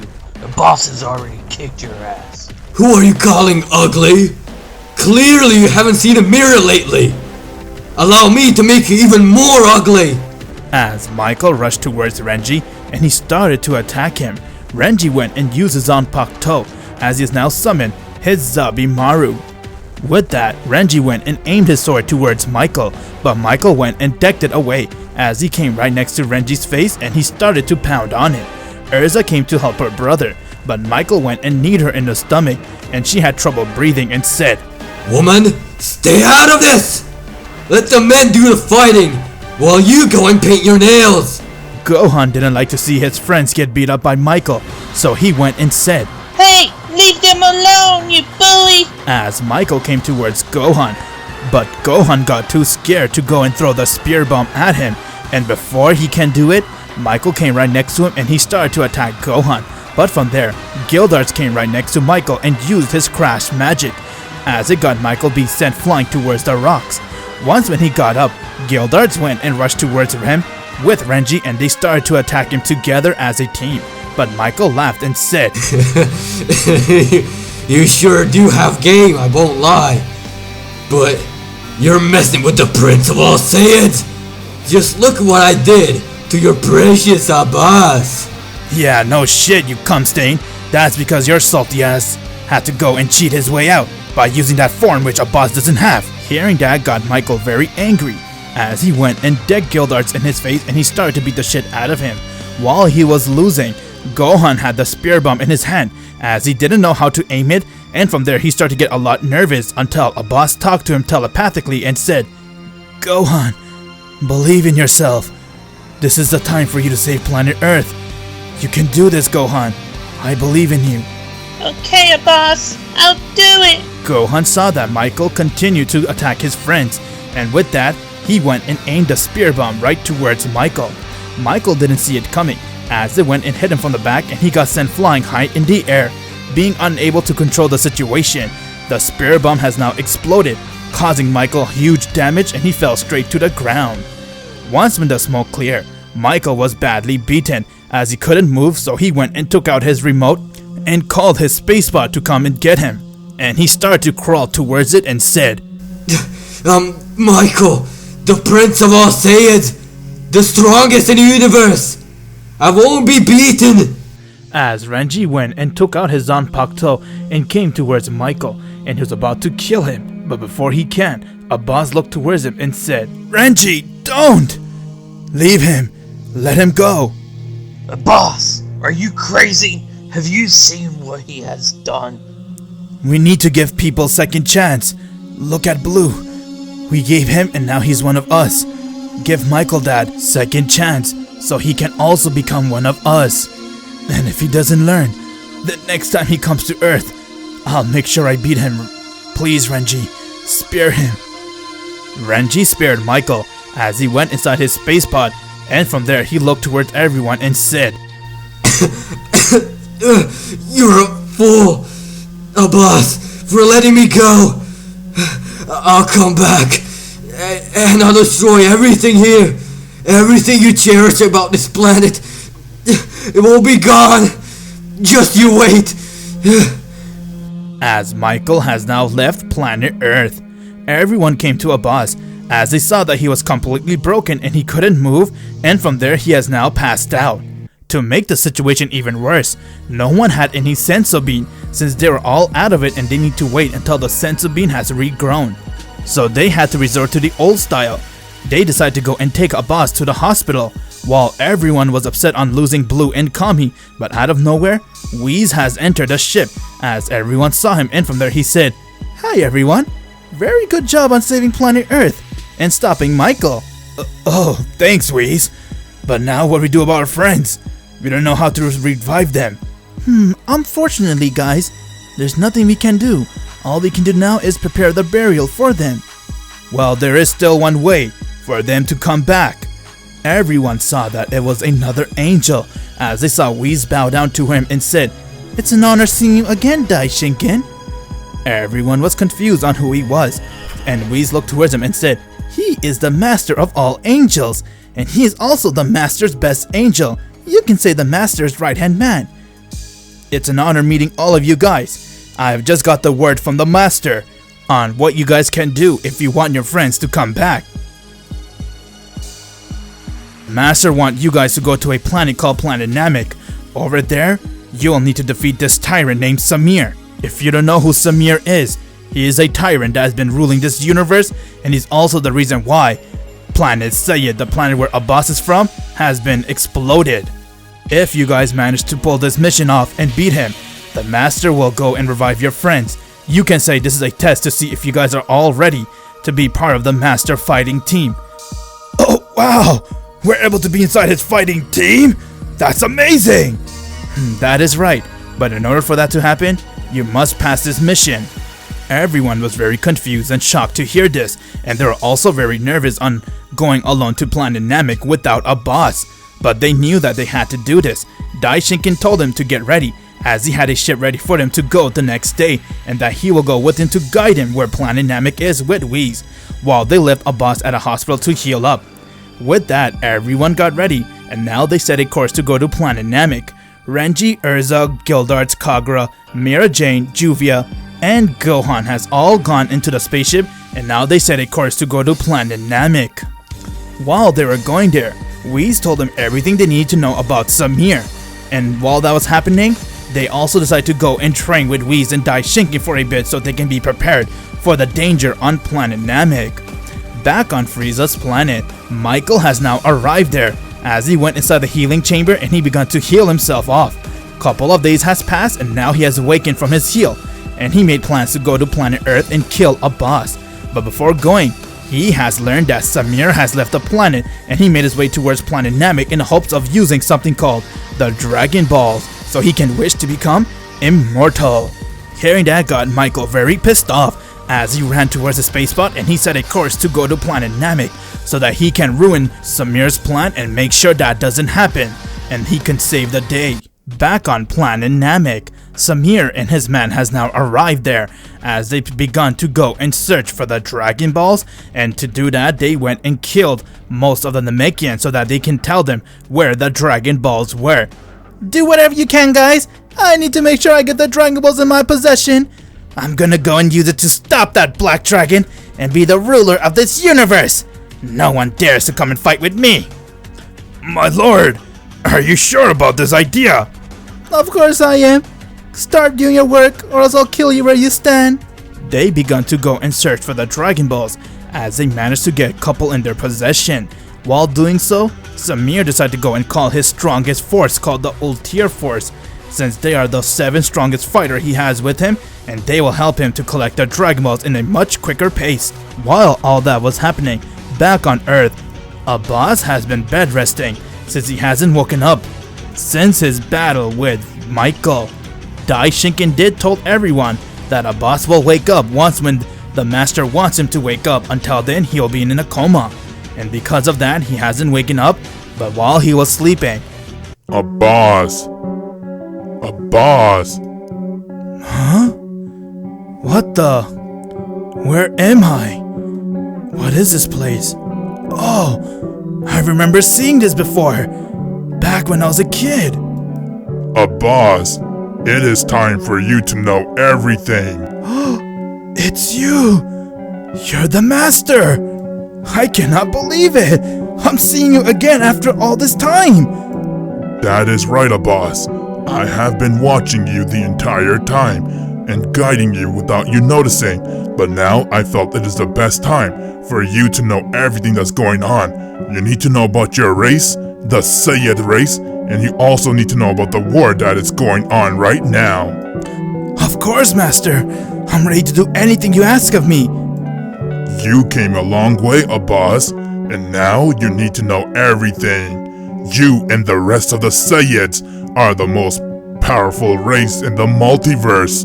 You guys are a fighter race, and at the same time, a very loyal race towards your master. All the Saiyans have to accept me as their master, but you, Abbas, you follow me the most out of all of them. You can say you're the most loyalist one here, but one thing you need to know, Abbas, the Saiyan race are in danger, and we are in war with him. He is Iblis, but he goes by the name Aizen. He is the reason why this war has even started. But Abbas, Aizen isn't the dangerous one here. The most dangerous one out of everyone is him, the Black Dragon Saiyan. He is also known as Acnologia. Acnologia has been around for the past 4,000 years, and there has been 14 universes. We are Universe 14. I am the master of Universe 14, and there are other masters like me guiding each of the universe. But unfortunately for the Saiyan race, Acnologia has been known to be the Saiyan that has been bathing inside the Saiyan blood. Wow. I don't know how to react to that, Master. It sounds pretty scary, but at the same time, he's that dangerous? Yes, Abbas. He is that dangerous. Even more dangerous than anyone. He is a Saiyan. And one thing you need to know about a Saiyan is, Abbas, when a Saiyan kills another Saiyan and bathe in their blood, they get a Zenkai boost of 50 times. Now imagine Acnologia's power after slaying over billions of Saiyan. What? He slayed over 1 billion of Saiyans? All the Saiyans from each universe has been slayed by him. The only one that hasn't been slayed by him are you guys. Abbas, this is the time now for you guys to enter this war. I have been watching you guys over the past years, and I have been studying each and every one of you guys. You guys seem like you're ready to be part of the Z Fighters. I want all of you guys to be prepared for Acnologia and beat Iblis. Don't worry, Abbas. I will guide you in every way. I'm here to train you. Training with me will get you enough power to be strong enough compared to anyone. And if you're worthy, Abbas, you can also be the best man. Oh my god, that's like a dream come true. You got it, Master. I'll do anything. Let our training begin then. This will be interesting. After today, Abbas, I'm gonna train you, and you will no longer be the same fighter. Since you're training with me, I am like an omnipotent. Training with me will get you a lot stronger than you can even imagine. And with that, you will be the first to ever achieve the myth, a Super Saiyan. It is a transformation that a Saiyan gets. It gives them the 50-time boost to their power. And when you transform into that, then you'll be able to defeat Samir. Samir fears the Super Saiyan is the reason why he destroyed this race. And when it comes to Acnologia, you are going to achieve far more greater power, but in due time. Of course, Master. I'm ready. I'm ready for anything. I'm here to always serve you. I'll do everything I can to do that. Also, one more thing, Abbas. Your brother is still alive and he's with you. Huh? My brother? I'm not talking about Raditz. I'm talking about your current brother who's alive. His name is Gohan. He is your little brother, and I saved him from the explosion. Daishinken has already told the news to Gohan about that, but now, Abbas, you must begin your training with me. Oh my god, Gohan's my brother. Okay, Master, I'm ready to begin this training and do everything I can. Let's start it. As Abbas and the Master's training has finally begun for his very first time. While they were training, 7 days has passed as the Z Fighters has now arrived to planet Namek, and when they came out of their spaceship, they were impressed with how the planet was, but when they all sensed Samir's power, they got very scared. Oh my god, even with Abbas working, no one can take this monster down. Do you sense that power? If you're not a subscriber, what are you waiting for? Subscribe now and make sure you click that bell so you'll be the first to know about any new Dragon Ball Z discussion what if I make.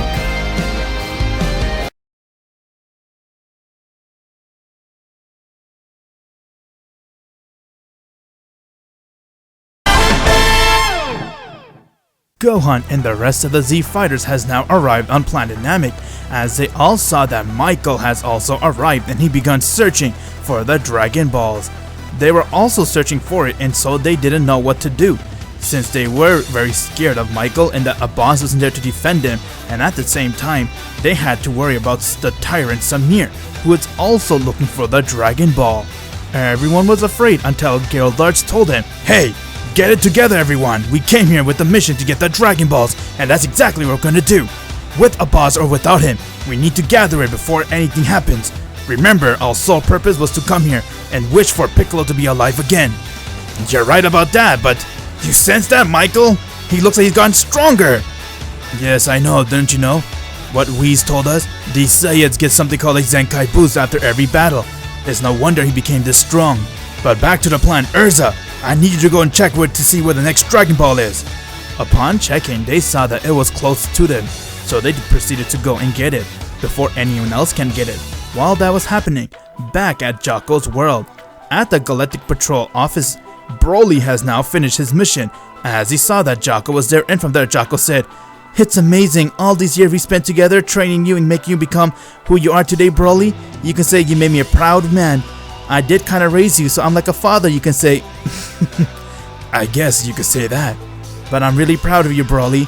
That's why you earned the title to be the king of Galactic Patrol. But now it's time for you to go and get your revenge for what happened on your home planet. Oh, by that you mean Acnologia? No. He was the one that killed your family because he was searching for you. But he left your planet intact. The one that destroyed your planet with the rest of the people was no one other than that tyrant Samir. And here's your chance to get your revenge. He is on a planet called Planet Namek.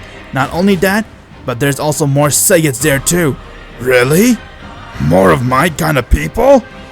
Okay then, I'm ready to go and get my revenge. It's been amazing becoming the king of the Galactic Patrol, but you know what I have to do now, Jocko. Of course I know. That's why I said it's amazing knowing you, Broly. Never forget us. I promise I won't. I'm gonna go and avenge my people and destroy this Samir fella.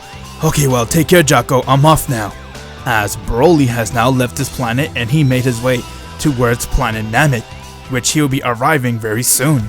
Back on Planet Namek, the Z Fighters managed to go and get the Dragon Ball that was across from them, and from there, when they checked their radar, they saw that there was another Dragon Ball not too far from them, which would make them have 2 Dragon Balls in their possession if they managed to go and get that too. While they were doing that, Michael has now bumped into one of Samir's men named Zarbon, as he saw Michael and said, "Michael, what do you hope to achieve of coming here? Lord Samir only knows that you're here." That's so. Well, tell that shemale I'm going to end his life.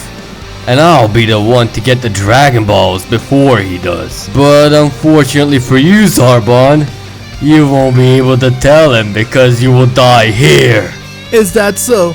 Well then, before he can finish his sentence, Michael went and decked him in his face as he got sent flying towards the rocks. From there, Zarbon got up, but he saw that Michael came right at him with super speed, and he started to beat the shit out of him. And before he knows it, he blasted him in the stomach, killing Zarbon right there. You're next, Samir. I, the Prince of all Saiyans, will get my revenge. And after you, Samir, you will be next, Abbas. With that, Michael continued to go and collect the remaining Dragon Balls, as he managed to go and kill some of Samir's men, and now he took 3 of the Dragon Balls in his possession. From there, one of Samir's men has arrived, as he came back to Samir and told him the bad news that they lost the Dragon Balls towards Michael, as he was the one who was doing all this, and he also killed Zarbon and took the remaining Dragon Balls. Upon hearing that, got Samir very angry and said, "What? How dare he? I'm gonna end his life! Call the old tier force right away. I'm gonna need her to go and settle this once and for all for me. I still have some Dragon Balls in my possession, but I need to get all of them." I'm already here, my lord. What would you like me to do for you? "Oh, Ultir, I want you to go and get the remaining Dragon Balls and kill Michael, or bring him back alive, whatever works. I need to teach him some lessons for bringing him back alive." As you wish, my lord. It should be done. As her and her force began to go and search Planet Namek for Michael and the remaining Dragon Ball. The Z Fighters, on the other hand, managed to go and get the second Dragon Ball, while Samir had 3 in his possession and Michael had 2. With that, the Z Fighters met with the guardian of Planet Namek named Guru. He was the one who gave them the last Dragon Balls, and once when they got there, Guru saw Gohan, and he realized that Gohan has a lot of potential within him, so he went and unlocked Gohan and Gildar's potential, along with Renji and Urza. Once when they all got their potential unlocked, they then began to proceed to go and find the next Dragon Ball, but before anything can happen, they saw that Michael was there, as he was breathing really heavily and with anger. He then looked towards the Z Fighters and saw that they had the Dragon Balls, and he said, "What? What are you guys doing here? And if you're here, that means Abbas is here too? Come out, Abbas! Let's go for second round!" Michael saw that Gohan came out, as he looked towards him and said, "What do you want?" How How can his power increase that much? We say it's how a Zenkai boost after each battle. But how did he get so strong? Look, you wanna fight us here and now? Bring it on. Before he can say another word, they all sense a very high power level coming, as they saw that it was no one other than the ulterior force. Michael then sensed that it was her coming and he said, No! What are they doing here? We're all doomed now! What the? What is that? Look, hand over their Dragon Balls and wish for me to be the strongest. If you don't act now, we are all dead from the ulterior force. The ulterior force are coming any minute now. Before anything can happen, Ulterior has now arrived with her force as they stare towards the Z fighters. They didn't ask for the Dragon Balls, but they refused to give it. And so Raccoon and Berta came and they strike Gohan in the guts, while Berta went and punched Gildar in his face, and from there they managed to go and steal the Dragon Ball. Urza got really angry, so she went and equipped to her armor and she rushed towards Ulterior as she was about to attack him, but Ulterior went and kicked her right in her face, getting Urza to be sent flying towards the rocks. Michael got really upset as he powered up to hit Raccoon, but from there Berta came and kicked him in his face, while Raccoon went and striked him down. Gohan then powered up and said, "Hey, you bullies! Leave my friends alone!" As Gohan went and started to attack them, Michael saw that Gohan was strong enough as he managed to go and strike Raccoon in his face, but before anything could happen, Gohan was about to get killed by a blast, but Michael came right in front of the blast and pushed Gohan away, as he saved Gohan and himself from the blast. With that, Raccoon saw his opportunity to strike Gohan down. From there, everyone saw that Ulterior has now left with the Dragon Balls, and before they can react, Jace has come and struck him in his face, while Raccoon went and kicked him in his neck, and he got Gohan to break his neck. Gildar went and used his crash magic on Jace as he got sent flying towards the rocks, and from there he saw that Berta and Raccoon came right up to him as they teamed up and they started to beat the shit out of him. Renji went and he tried to use his Zabimaru, but it didn't work, since Berta went and broke his sword right in front of him and struck him in his face. Just when they were about to go and land a finishing blow against the Ulterior force, Berta looked towards them and said, "You guys should be lucky. No one was strong enough to survive this long against us. We are the deadly Ulterior force and we managed to kill our target within 10 seconds. Congratulate yourself while you guys die." Just when they were about to go and kill the Z fighters, they then saw a spaceship has now arrived and it landed on planet Namek. Upon seeing that, got the Ulterior force really confused, wondering who is stupid enough to come to planet Namek at this time. The spaceship door has opened and they saw it was no one other than Abbas.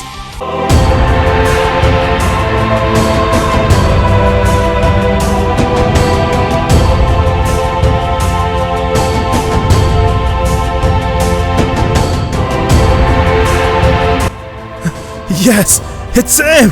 Abbas is here! Finally, he has come. Oh wow. So this is Namek, huh? The amount of high energy coming from this planet is unbelievable. The highest one is right there. And the second highest is over there. But where is Gohan and the others? Why can't I sense their energy? That's why! They're almost about to die! I didn't know I was cutting this close! Okay, it is time to see if all that training has paid off. I won't disappoint you, Master. I promise you I'm going to fulfill this mission. After that, Samir, you are mine to handle. From there, Abbas went and powered up, as he used his super speed to come right towards the Ulterior force. While the Ulterior saw a red flare was coming right towards him, and before they know it, it has arrived right to the battlefield, as they saw it was no one other than Abbas.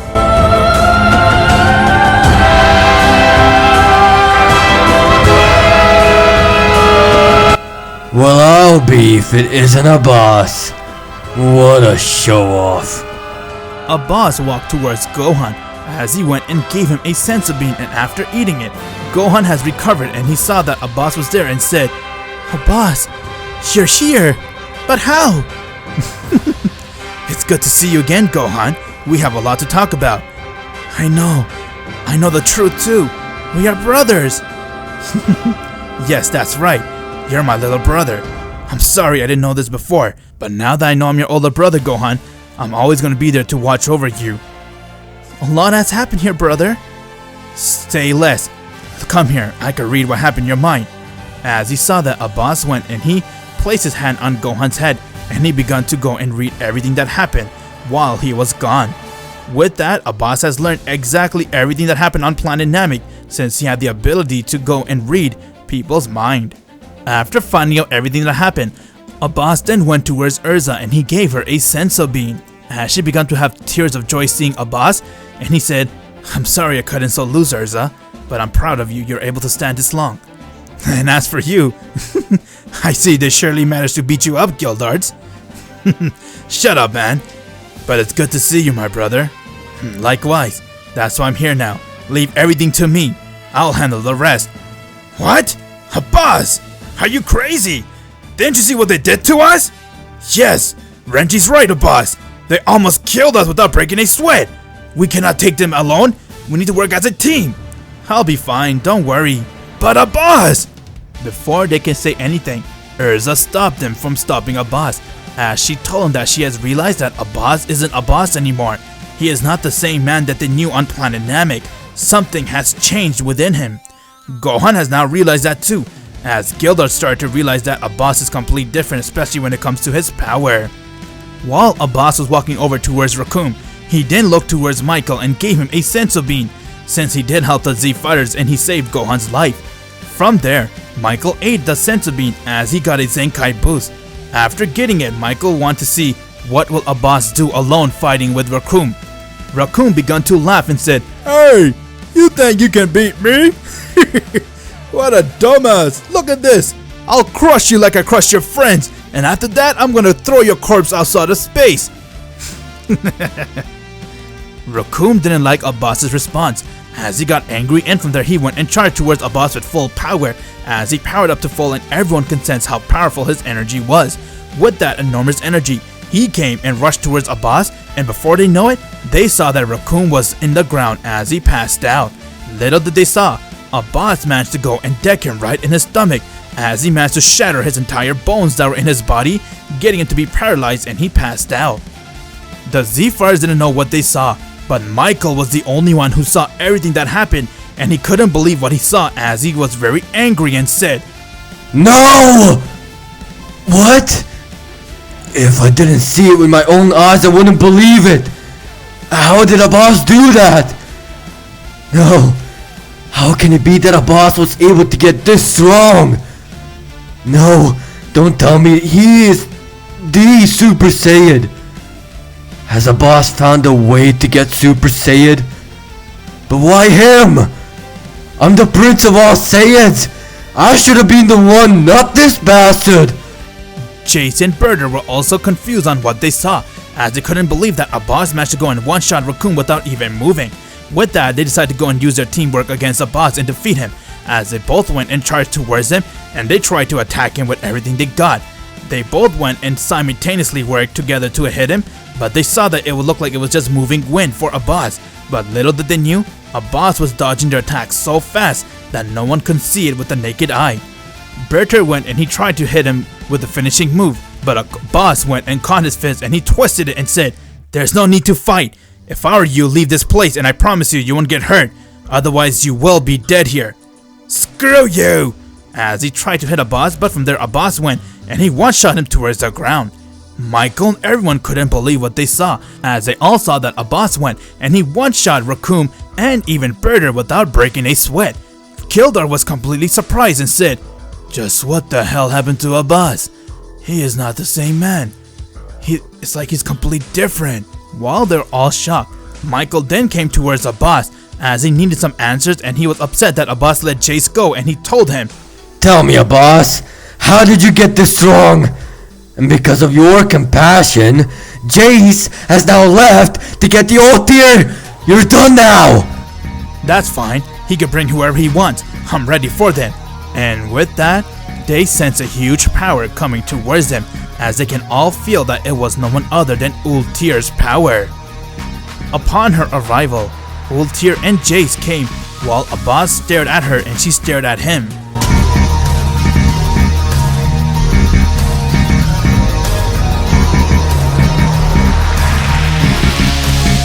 So he is the one who gave you guys that much trouble, huh? Yes, my goddess, that's the one. But he's something weird. He has the power to increase his energy tenfold very fast. Of course he does. You're not looking at any ordinary fighter. You're looking at a fighter that can increase his power 100 times fold in a second. But it pains me to kill such a handsome fighter. Alright guys, listen up. I want all you guys to go and collect the remaining Dragon Balls. From what I sense, Samir has left his spaceship, which means he has left his Dragon Balls unguarded. Come on Renji, Gildard, Urza, all of you guys go and get the Dragon Balls. And you Michael, I'm gonna need your help. I was hoping for us to work as a team and take them down.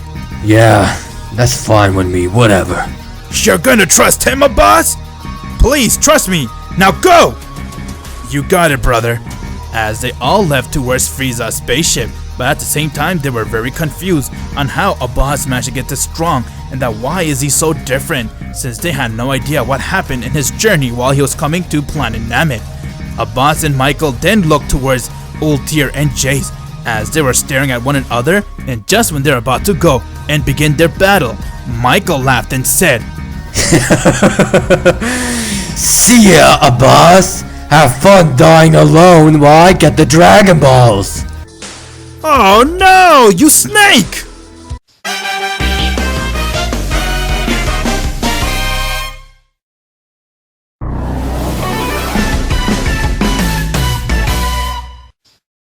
Michael has just ditched Abbas to die for, while he went and made his way towards the Dragon Balls in the hope of beating the Z fighters and using the Dragon Balls for himself. While going, Ultir saw Abbas dropped his guard for a moment due to the fact that he was looking at Michael leaving, and from there, she went and struck him in his face, getting him to be sent flying towards the rocks. Abbas then used a landing as a way to rush right back to Ultir, and from there he went and started to attack her, and their power clashed with each other. She managed to keep up with Abbas's power, and due to her surprise she couldn't believe that Abbas was able to hold his own against her, and so she said, Who can ever thought that a Saiyan can be this strong? That's because I'm a special Saiyan, and I live to serve the master. That's all crap. There is no such thing of him. If there was, he would have come to help me when I called for it, but he did not. Ultir got emotional as she used her anger towards her power, and she rushed towards Abbas and tried to hit him, but from there Abbas went and caught her fist and he twisted it as he kicked her, but he saw it was an after image. Ultir then went and used her time magic, and she managed to get Abbas in a lock as he was being sucked into time. But then Abbas went and he used some of his power, and he managed to escape the time prison. Just when he was about to get back into his fighting position, Jace came and he grabbed onto Abbas and told her to kill him, as Ultir went and she powered up while Abbas was in arm lock, and when he saw that Ultir was coming towards him, he knew that he couldn't get out due to the fact that Jace was using everything he can to put him in an arm lock, and therefore Abbas began to scream in pain. Before Ultir can do the finishing blow, she then stopped herself after hearing Abbas scream in pain, and from there she kinda felt bad for him as she got upset with Jace and told him to release Abbas. I never asked you for help. Leave from here. And as for you, I can say you have been playing around with me. Why don't you show me your true power? Are you sure about that? Okay, you asked for it.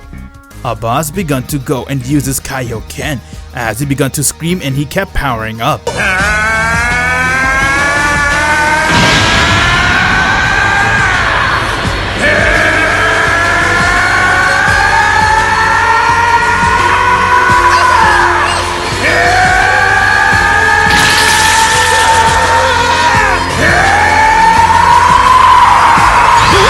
Ultir couldn't comprehend the power Abbas was giving off, as it was skyrocketing, and from there she began to feel fear of Abbas's power.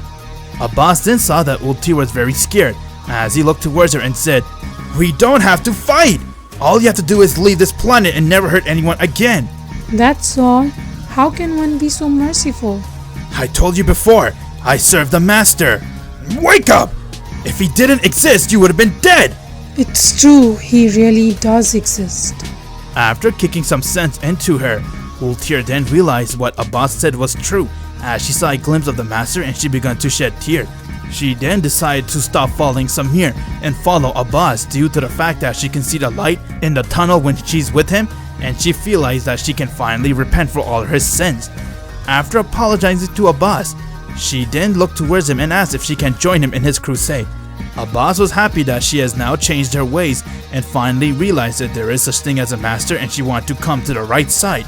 And from there, he then went towards her and said, "That's great, you're on my side, now let's go put an end towards Samir."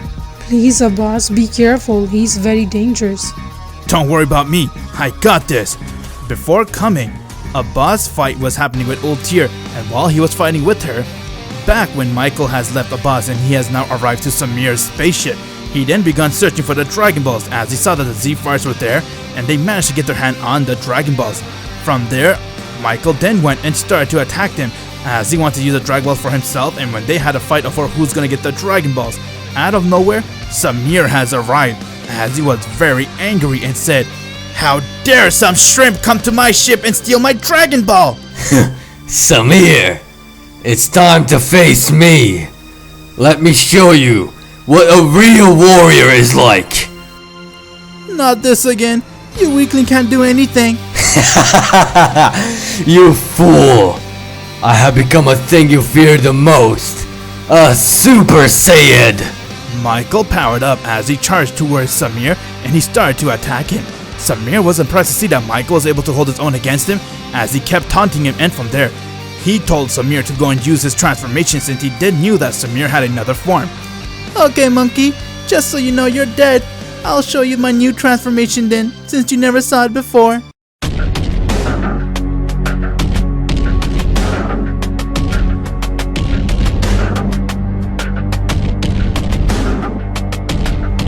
Samir has transformed into his second form, as everyone can feel his power. Michael was tripping out until he saw that Samir went and powered up more, and he tried to go towards him. From there, he went and used more of his power. Due to the fact that he did get a Zenkai boost from the sensu bean that Abbas gave him, he was able to go and be head to head with Samir. Samir then went and kicked Michael in the guts and threw him down as he began to power up, but from there Gildarts and Renji went and started to attack Samir as they work as a team.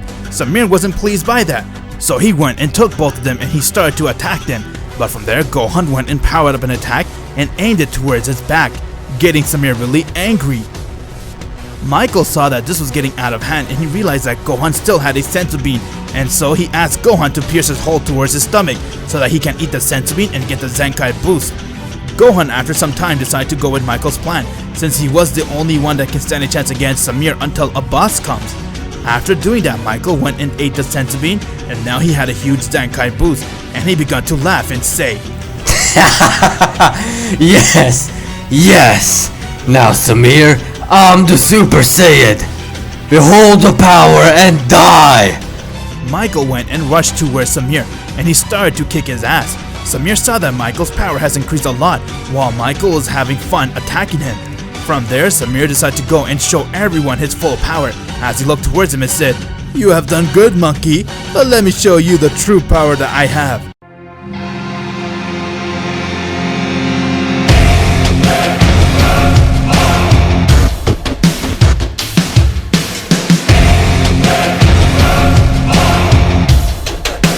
Samir has transformed into his full power, or you can call it his final form. Whoa, you sense that power? Yes, that's Samir. He's using his final form. That's the case, they're in trouble. We better hurry, let's go, Ultir. We're so dead. You all sense that power. Behold, monkey, this is my final form, you can say. What? Not even a boss can hold his own against that. What's wrong, Michael? Cat got your tongue? Before Michael can blink, Samir went and decked him in his face as he got him to be sent flying miles away. Michael was very scared as he didn't know what to do. He didn't anticipate that Samir had this transformation. Gohan went and struck Samir as he started to attack him non-stop. He then began to go and throw everything he had towards Samir trying to kill him, but after the smoke cleared, Samir wasn't even fazed by Gohan's attack as he looked towards him in the eyes and said, "Is that all you got? Child, you should stay out of this." Michael, upon seeing that, got extremely scared and he began to have tears of fear flowing down his face. He then powered up to full power and decided to escape the battle as he decided to go and make his way towards Abbas' spaceship so he can run away. But Samir came right in front of him and said, "What's the matter, Michael? You want to fight me and now you're here running away? How rude! And you call yourself the Prince of all Saiyan. Where's your pride?" Samir then went and decked Michael right in the face, causing him to break his nose, and he flew straight towards the ground with high pressure. Once when Michael landed, Samir has already come right next to him, as he began to punch him in his stomach non-stop, and Michael was puking out blood. Samir wasn't showing any mercy towards Michael. He continued to attack him non-stop. Michael couldn't breathe, and just when Samir was about to go and make the final blow to end his life once and for all, they all felt a very high energy coming right towards them, as they had no idea who's coming, but the Z Fighter could sense who that power was, and that power has landed right in front of Samir.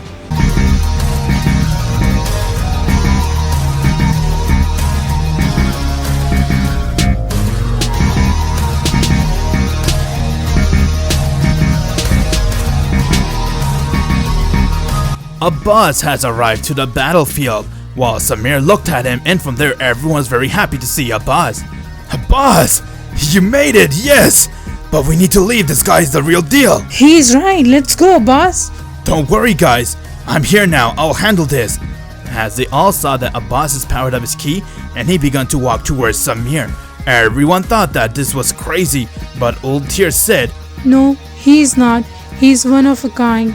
Watching him make me believe in the master. So you're Samir, huh? The one that's responsible for the horrible chain of events that has occurred on this planet, and the one who ruled all the Saiyans. What does it matter to you? And yes, that is me, the tyrant beautiful Samir. Oh, hey Abbas. Abbas? That's a Saiyan name. Whatever business you have with Michael, leave him alone. You can take that business with me.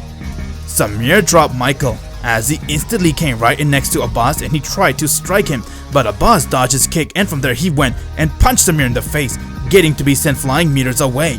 Once when he landed, he was impressed with Abbas' power and said, "Darn it, this one's different from the others."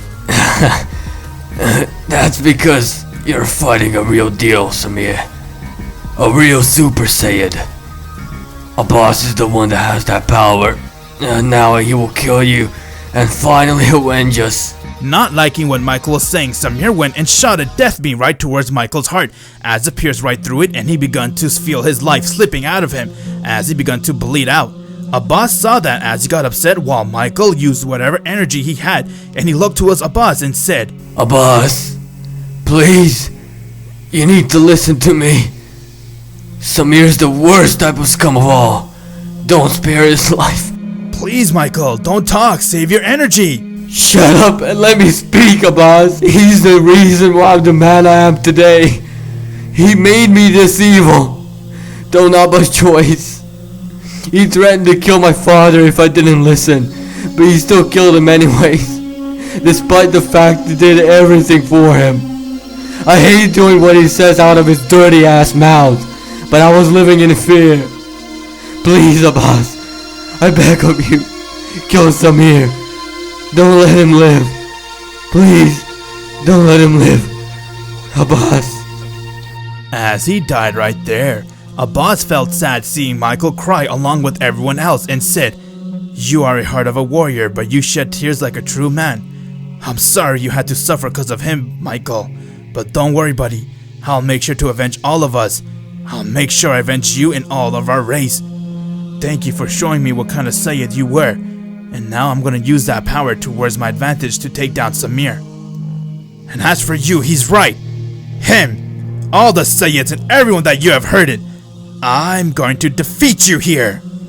Okay, buddy, let's see about that. As they stared at one another, and from there, their battle has begun. Abbas went and rushed towards Samir, and he struck him in his face, while Samir went and punched him in the stomach at the same time, and from there, they both separated each other from themselves, and now they went and rushed towards each other and started to attack one another. Both of their power clashed with each other, and with each landing blow, Planet Namek was shaking. Samir was impressed with Abbas' power, and from there, he looked towards him and said, "How are you able to be this good? You're far different from the other Saiyans." "I just live to serve my master, and you're the one thing that he has told me to eliminate, so I'm gonna make sure I do that." "Is that so? Well then, how about this, monkey? I have a proposition. Why don't you join me? Together we can rule this universe and even overthrow that master. Yours and my power, it will be unbeatable." "You're crazy if you think I'll ever join you. Hell no. And if anything, how about I give you a nice tip? pray as much you can, because you're gonna need every single one of them. This will be your gravesite, you she-male. Okay then, have it your way. Don't say I didn't warn you, but you should know I'm only toying with you. Say whatever you want. From there, Samir came instantly right in front of Abbas as he tried to hit him, but Abbas dodged it and punched him back, and they were going at it. While they were going at it, the Z-Fighters were extremely impressed and amazed to see that Abbas has become this strong, but they had no idea what was the true limit towards his power. Abbas and Samir were attacking one another until Samir looked towards him and said, I guess you have to learn the hard way, monkey. Let me show you why it's pointless to fight me. Is that so?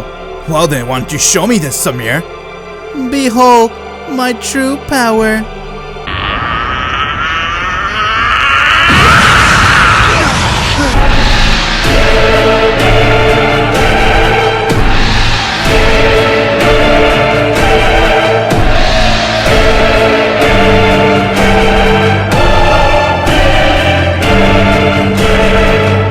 Samir has now transformed into his golden form, as everyone can sense his energy, and from there they said, What the hell?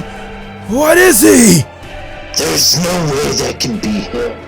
We don't stand a chance against him. Oh my god, he's not bluffing! I told you, monkey, this is my true power. Something I have achieved a couple months ago. You can call this Golden Samir. And now I have the ability to even destroy this entire universe with the flick of my finger. Is that so? Before Abbas can finish his sentence, Samir came right in front of him and he struck him, getting Abbas to be sent flying towards the ocean. Once when Abbas got up, he saw that Samir was already behind him as he went and kicked him in his face. Abbas flew in the air as he looked down and he saw that Samir wasn't messing around with him, and so he decided to go and use his true power.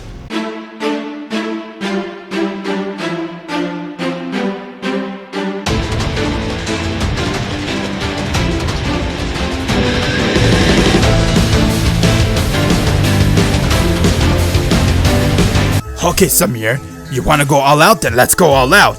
If you're not a subscriber, what are you waiting for?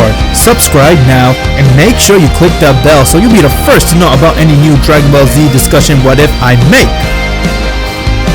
Abbas has now used his Kaioken times 10 as he was in his ready position, and from there, him and Samir began to stare at one another. While they were staring, everyone was watching the battle as they can feel the intense energy coming from both Abbas and Samir, and their energy was surrounding the entire planet. With that, their second round has begun. Abbas went and he charged right towards Samir and struck him right in his face, while Samir managed to go and do a backflip and he managed to kick Abbas in his face. Abbas then saw that Samir came right towards him with full speed and he tried to attack him, but from there, Abbas managed to go and catch his fist and said, That was a close one. I'll admit, you got me by surprise, Samir, but I never anticipated that you would go and use your golden form. That came by surprise. Keep praising me, monkey. The result will still be the same. Now get on your knees and beg for mercy before I go and wipe you out and kill you within seconds. You must be high if you think I'm going to be throwing the towel, let alone ask for mercy. Abbas went and he used more of his Kaioken, as he used now Kaioken times 20. With that, he went and rushed right towards Samir and struck him, but Samir got flying towards the land, and from there, he saw that Abbas came right next to him, as he went and started to attack him non-stop. Samir then went and powered up a massive attack, but he saw that Abbas managed to go and knee him right in his spine, getting him to be a little bit paralyzed, as Abbas went and he powered up a Kamehameha wave to aim it right towards Samir. Once when he threw the wave towards Samir, the wave came right at him, and from there Samir went and he caught the wave with one hand, but seeing that Abbas was able to overpower him, he had to go and use two hands as he managed to get the blast dispersed.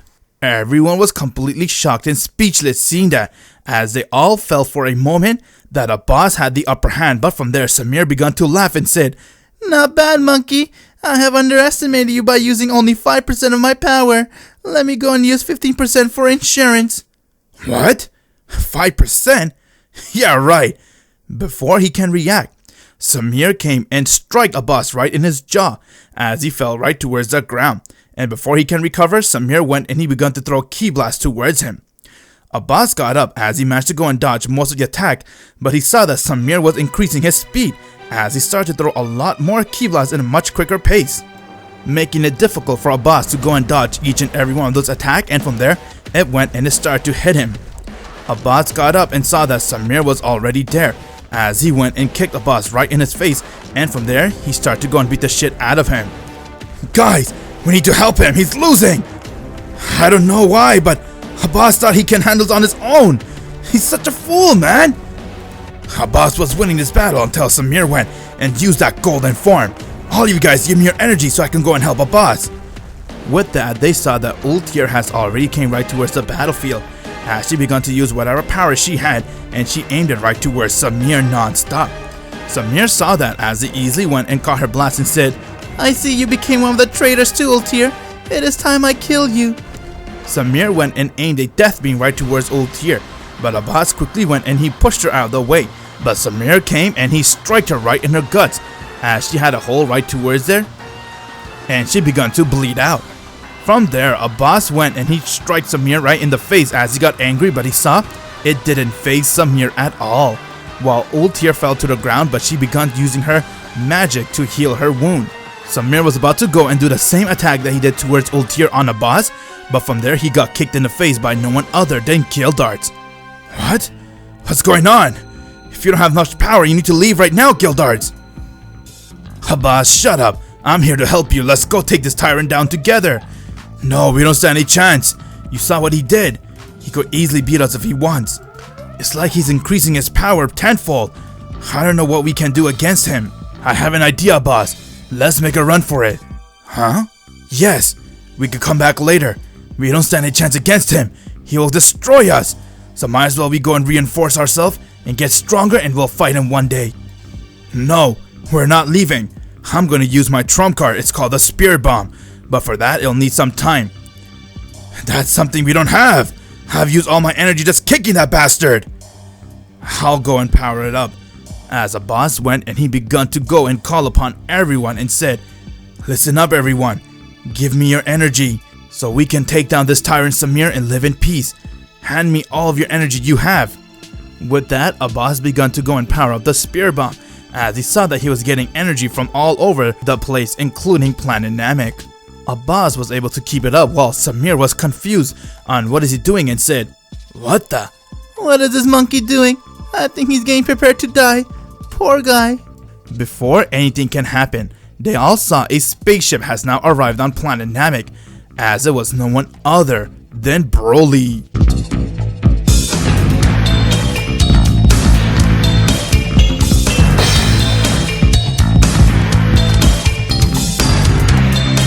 Broly used his senses as he came right towards the battlefield. Everyone saw Broly for the very first time, while Samir was confused on who he is, and Broly looked towards Abbas and said, you guys are Saiyans too. Well, we're not, but he is. You're a Saiyan too? Yes, and I take it as Samir. I'll handle him. I have come with a personal business with him. Watch out, he's very strong. If worse comes to shove, I'll need your help. But right now, you guys need to stay out of my way. I'm gonna handle Samir alone. Well, you need to worry about that. I'm busy powering up the Spear Bomb. So if you need to fight him off, that way the Spear Bomb could get ready. Alright, bet. Sounds like a deal. With that, Broly went and he charged right towards Samir, as he struck him right in the face. From there, Samir went and he used his tail to hit Broly, but Broly looked at him and said, you're not the only one that has this much power. Now let me show you what I got for you, Samir. I see another monkey came to fight me. That's very good.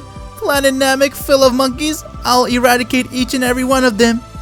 Broly went and charged towards Samir as he tried to punch him, but Samir held on to his fist and he twisted it as he struck Broly right in the face, getting him to be sent flying towards the ground. Broly smiled and said, I knew this would be a trouble match, but I came prepared.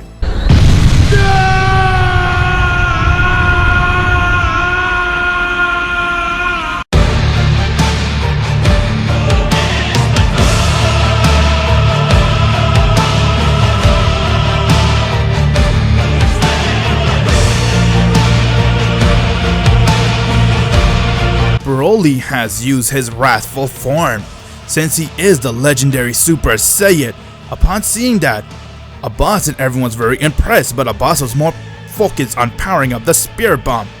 Broly was angry and said, "You don't know who I am, but I'll let you know. You came to my world and destroyed my race.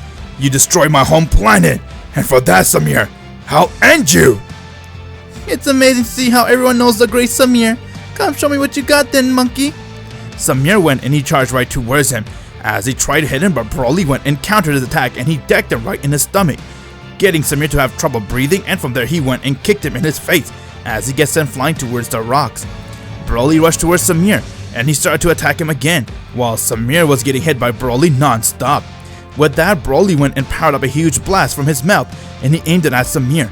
As the blast went and hit Samir head on, and once when the smoke cleared, they saw that Samir was still standing and said, "Darn it! This Saiyan is very powerful. If I don't watch out, I will be a problem for me. It is time I go and use more power. I'll say 45% is good enough for this monkey."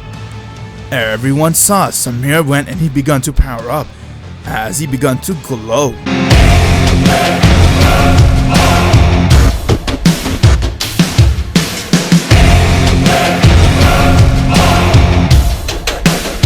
With Samir using 45% of his power, he went and charged right towards Broly.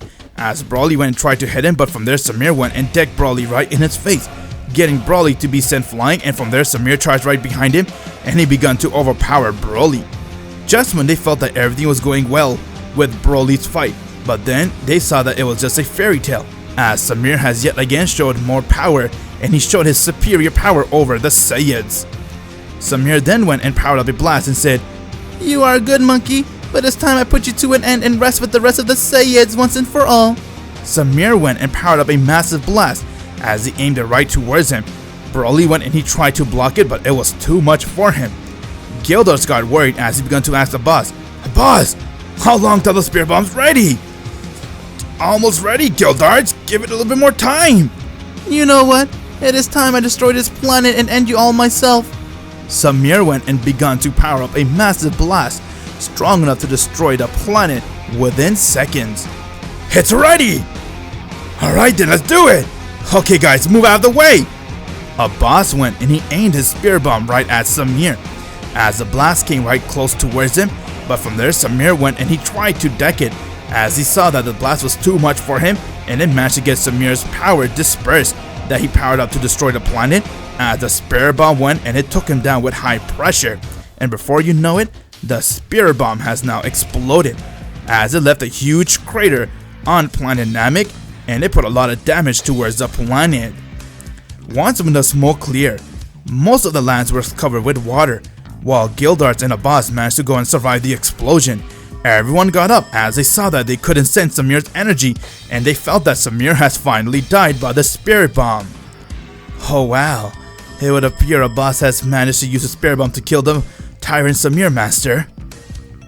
Well, Samir is kinda tricky. I have a feeling he didn't really die yet. There's only one way to find out. Gohan and everyone came to celebrate with Abbas, as they all couldn't believe that he did it and he managed to put an end towards Samir. Ultir was very happy that she finally was free from Samir and told Abbas to train her so she can be more useful for him when it comes to battling.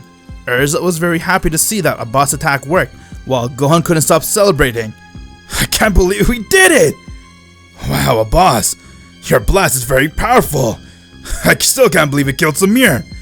It's because it's not just my power, it is the power of all living thing. All the people that wanted Samir dead have given me their power to kill him. Well guys, it's time for us to go home. Now that this mission is completed, the master should bring back our friends." What? What the? No! What? But how? Everyone saw that it was no one other than Samir.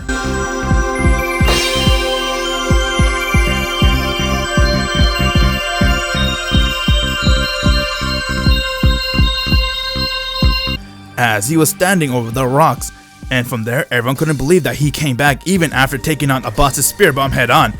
What? How did you survive? So that was your trump card, huh, monkey? Very well. Now allow me to show you mine. Samir went and aimed his finger right towards Abbas, as he shined a finger beam to kill him, but from there Gildarts came right in the way as he managed to push Abbas out of the way, and from there he got hit by the beam. No, Gildarts! Ultier went and she tried towards Samir, but he went and kicked her away as she got sent flying miles away. While Abbas and everyone can feel the despair, Samir gave them a laugh and said, "It's time I go and destroy the rest of you guys, but first you will die." He aimed his beam right towards Renji as it hit Renji head on, and he got sent flying high in the air. No, Renji! What the? Abbas, help me! It's time I put you away. Samir, stop this! Abbas, take care, everyone!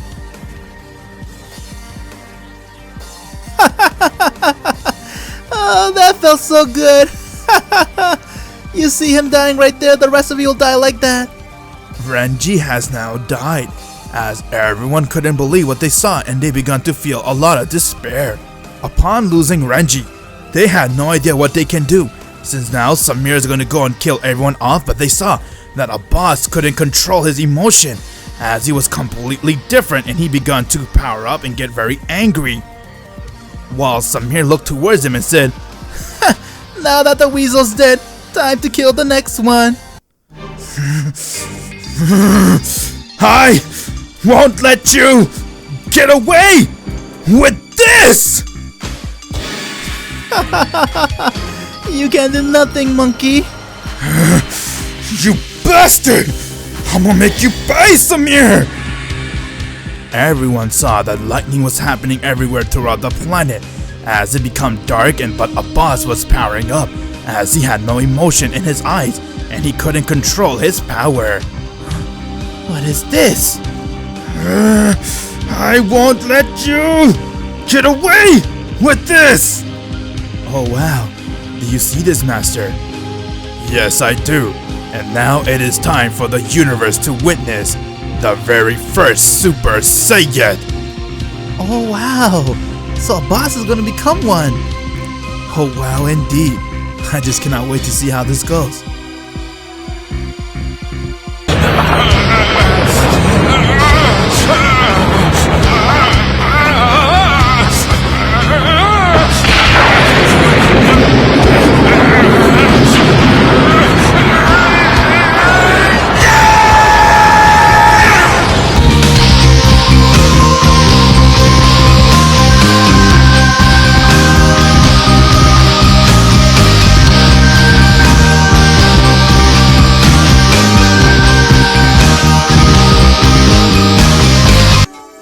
Abbas has finally done and made the myth come true, as he saw his best friend die right before him, and that triggered Abbas, allowing him to finally tap into the power which Samir has feared the most, the power of a Super Saiyan.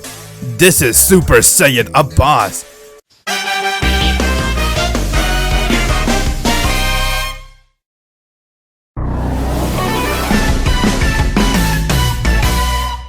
Abbas has now transformed into the legends that they have once said before, and that is the Super Saiyan, as he was trying to get a grip on losing his best friend, and from there he told everyone to take his spaceship and leave back towards planet Earth while he goes and deals with Samir. Samir had no idea what Abbas has done. What the hell is this form? Why is it blue? I never heard it say it go blue. You're going to pay, Samir, for what you have done. No matter what, I'll make sure you pay! Oh, shut up, Saiyan. There's nothing you can do with your little friend. He died right in front of you, and now you'll be next to die. Frieza then went and he pointed right towards Gohan, as he was about to go and shot a death beam towards him, but Abbas came right in front of him and grabbed onto his arm and he twisted it and said, "No more, Samir! No more! The killing ends here! The only that's gonna die is you!" As he went and decked Samir right in his face, getting to be sent flying meters away. Abbas followed as he came right next to Samir and he picked him up and kneed him right in his back, and from there he went and kicked him. As Samir was completely shocked to see how much Abbas' power has grown. Just literally he was toying with Abbas before he used the Super Saiyan, and from there, Abbas was using 100% while Samir was only using 15%, and even after using 50%, after Abbas transformed to a Super Saiyan, he managed to go and kick Samir's ass. as Samir at 50% was no match for Abbas. Abbas then went and powered up a Kamehameha wave, and he looked towards Samir and said, "You're done. I'm gonna end you here once and for all." You didn't tell me how you became this. Why are you so strong? I'm the hope of the universe. I am the answer to all living things that cry out for peace. I'm the light in the darkness. I'm the master trusted man. I am Abbas, the Super Saiyan. As Samir went and he shot a death beam right towards Abbas's face and it hit him in his jaw, but he saw that it didn't even phase Abbas.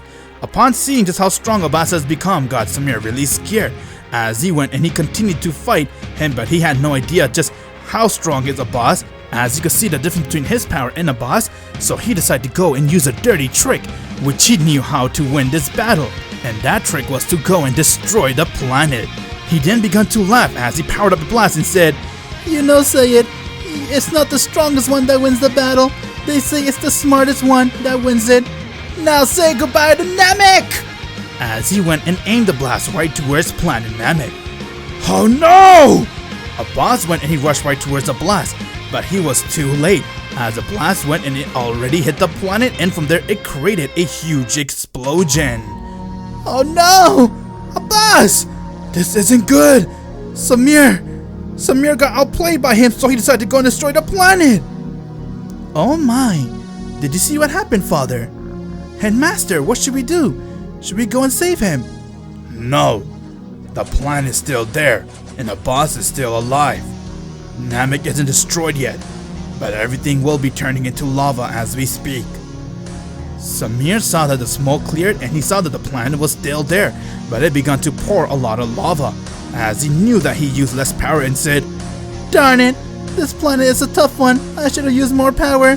But nevertheless, you only have 20 minutes now. After that, bye-bye Namek." You're a coward, Samir. You took the easy way out. That's fine by me. 20 minutes is all I need to beat you and get right back to my friends and leave this planet. As Abbas went and he charged towards Samir, but he saw that Samir went and he began to use 100% of his power.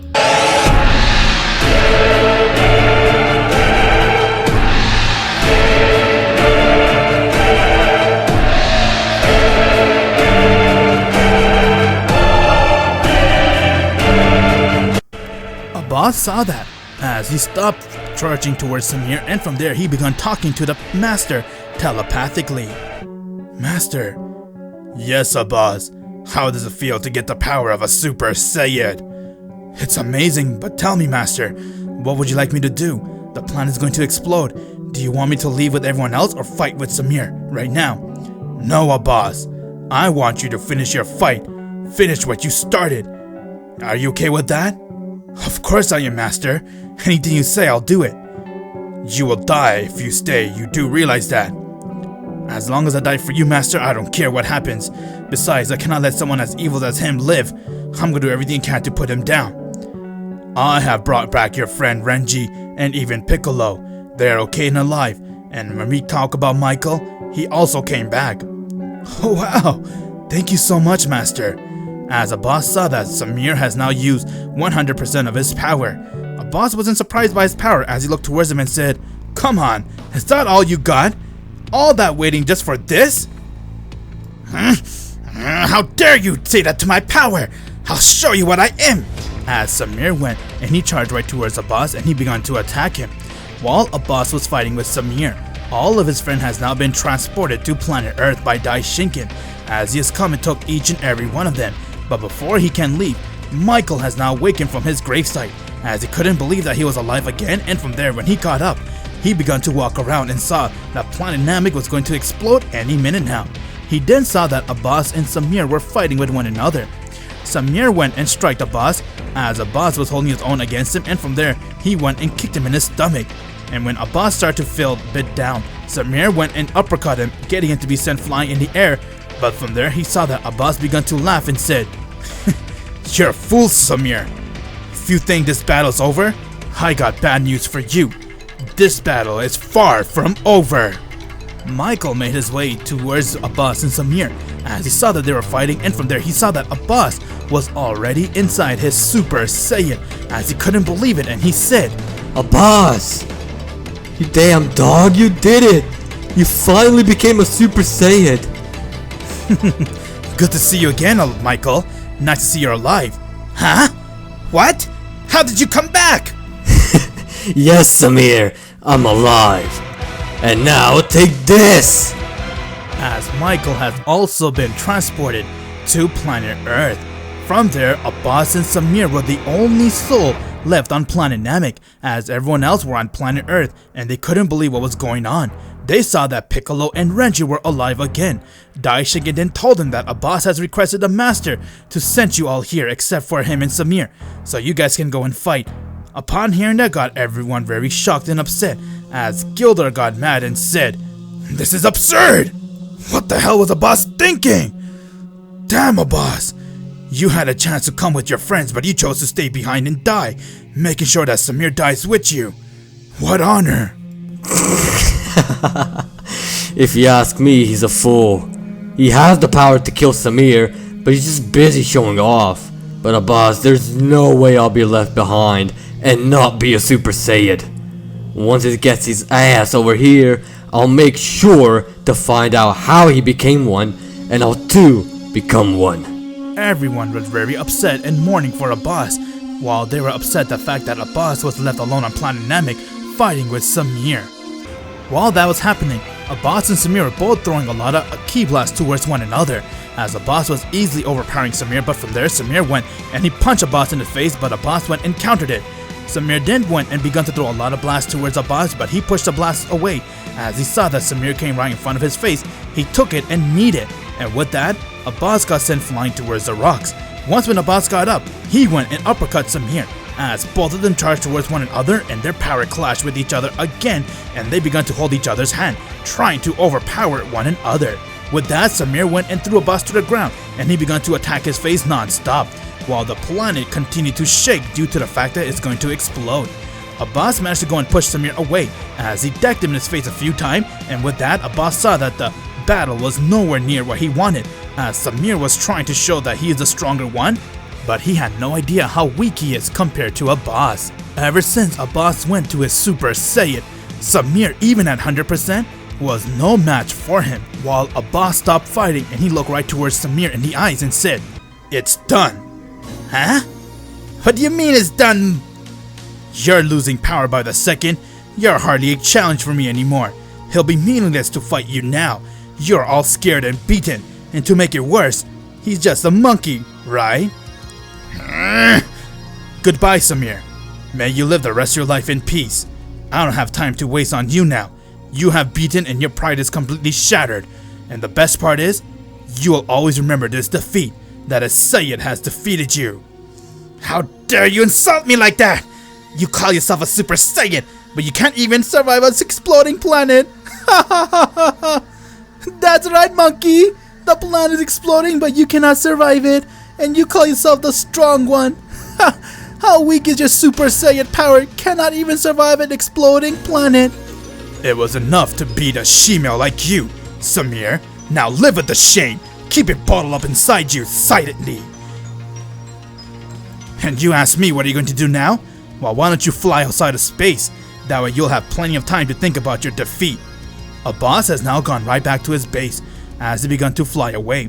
Samir couldn't believe the amount of insult that Abbas threw towards him, as his pride was completely shattered, and from there, as he saw that Abbas turned his back towards him, he decided to go and put everything he had towards a blast, and he aimed it right towards Abbas.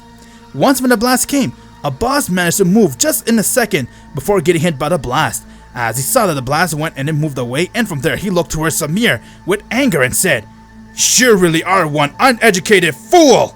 I gave your she-male a chance to live, and this is how you repay me?"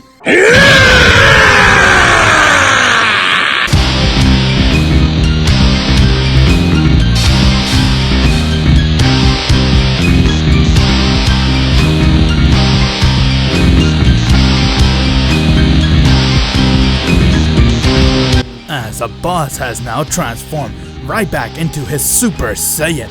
With that, he rushed right towards Samir, as Samir tried to punch him, but he blocked it, and from there he went and started to slap on Samir's face non-stop, as just giving a beating of his life. He then went and kicked Samir in the stomach, as he elbowed him in his face and threw him towards the ground. Samir went and tried to throw a blast towards Abbas, but he dodged it, and from there he went and took his foot and stomped on Samir's face as he kicked him high in the air. Abbas then saw that Samir went and he lost his golden form, as he has now went right back to his final form and he was breathing very heavily. Abbas came right in front of him and said, "You're a fool, Samir. I gave you a last chance to live, but you blew it. Now it's time to put your she-mill to rest forever." Abbas went and he powered up a massive Kamehameha wave as he went and aimed it right towards Samir, and it hit him head on. Samir has now died. With that, Abbas began to go searching for Samir's spaceship as he saw that the entire planet was covered in lava. Once when he found Samir's spaceship, he saw that the entire spaceship got swallowed up by the lava, and from there Abbas was the only one standing alone in Namek, as the planet was about to explode any second now. But Abbas began to get very angry as he said, "No, I'm not gonna give up. I will not give up. Where there's a will, there's a way. I will find a way to get out of this planet." Abbas began to search for it, but planet Namek began to explode slowly, as half of it has now exploded and it was making its way towards Abbas. While Abbas saw that, he had no way out, as he went and screamed and said, "No! Oh no!" The planet has now exploded. Since the moment Abbas came to fight Samir, he knew that this moment would come, where he would have to deal with this situation, and he knew that it is unsurvivable moment, as the planet has exploded and Abbas was in the planet, as both him and the planet were now ceased to exist. Oh my, this isn't good. What happened, Daishinken? Tell us. Did something happen to Abbas? Abbas has defeated Frieza, but doing so the planet has exploded, and unfortunately Abbas was on the planet, and therefore both him and Namek ceased to exist now. I'm very sorry for your loss, everyone. No, not my big brother. No, not Abbas. No, not Abbas!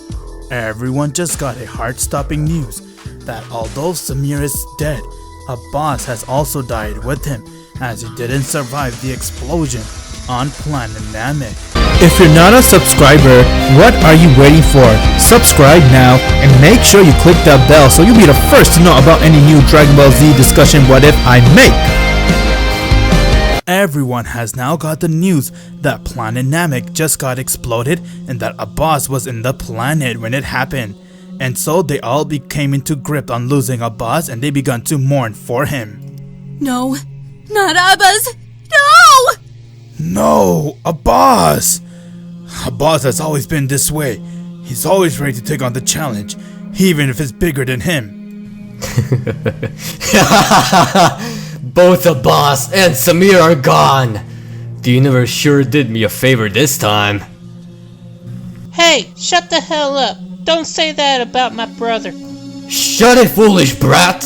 You're looking at your new ruler, Michael, the Prince of all Saiyans!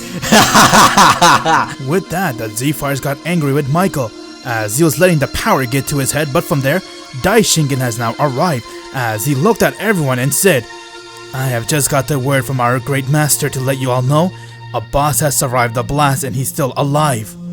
I cannot tell you where he is. The master didn't give me permission to disclose this information, but all you need to know is that he is okay." Everyone was very happy and relieved hearing this news, while Michael got angry and said to himself, "Huh? Abbas is alive? No! I'm not gonna let that clown surpass me yet again!" With that, Michael was very desperate, as he left on a spaceship and he went and started to search for Abbas. While all this was happening, back on planet Namek, just when the planet was about to explode, Abbas has now killed Samir, as he went and made his way towards Samir's spaceship, and when he got there, he saw that the spaceship was completely broken. And from there, he began searching his way out. While doing so, he then sensed someone's power was fading away, as he made his way towards her and he saw that it was no one other than Ultier. She was still hurt from the blast that Samir threw towards her when Abbas transformed to a Super Saiyan. With that, he then went and picked Ultier up, as he was confused on why she wasn't transported to planet Earth. Abbas then saw a space pod was sitting right next to her, as he decided to go and place her into the space pod, and from there he picked the space pod up and threw it causing him to be sent out of space, as the planet has now gone and it exploded. Once when planet Namek has exploded, due to the pressure, it got Abbas to be sent flying out of space, and with that, Abbas has now passed out for quite some time. Once when Abbas woke up, he saw that he was floating in space, while Ultir was right next to him, and therefore Abbas was confused on how he was able to breathe on space. With that, the Master has arrived right next to Abbas, as Abbas saw him and the Master said, "Abbas, well done on your battle. You made me proud." "Huh? Thank you so much, Master. I'm so glad you're happy. But Master, how am I still alive?" "Didn't you know this? Saiyan has the ability to breathe anywhere. You can breathe in space, Abbas. And now that you're awake, I want you to go with Ultir to a planet called Planet Yadrit. Over there, I want you to train with one of my men. He will teach you a new technique. He's waiting for you as we speak." "Oh wow! We can breathe in space? That's awesome! And of course, Master, I'm ready for anything you ask me to do." As the Master went and he transported Abbas towards Planet Yadrit, and he advised Abbas to begin his training, and therefore he also told Abbas to train with Ultir so that she can get stronger and know what it means to be training with the Saiyan. He was ordered by the Master to do a lot of training with her and train with one of his men who was waiting for Abbas to arrive. Once when Abbas got to Planet Yadrit, he was confused on the planet, but therefore the man has come and met with Abbas, as he gave Abbas the Yadrin clothes that he has to wear on this planet since it is very traditional. Abbas had no choice but to wear the clothes, as he felt weird wearing it, but now his training has begun, as he went and trained Ultir, and now she has become part of the Z Fighters. Due to the fact that Abbas and the Master saved Ultir, she had nothing but loyalness towards both of them, especially the Master, as her goal was to do everything that the Master wanted her to do, and now Abbas and her relationship has kicked up as they kept training non-stop.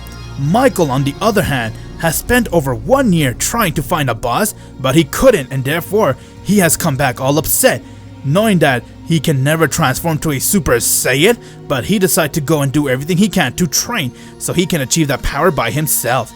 Once when he came right back to planet Earth, he then saw that Urza was there, as she noticed that he didn't have anywhere to go or stay, so she offered him to come and stay at her home since she is rich and she has a huge home. Michael decided to go and accept her offer, and now he went and begun training in a gravity machine room, trying to get stronger. While all of this was happening, Iblis was watching everything, as he saw Abbas killing Samir and how everything was going down, and said, "Looks like Abbas has finally transformed to a Super Saiyan. How interesting. But now it is time for you to go and kill him, Jalal."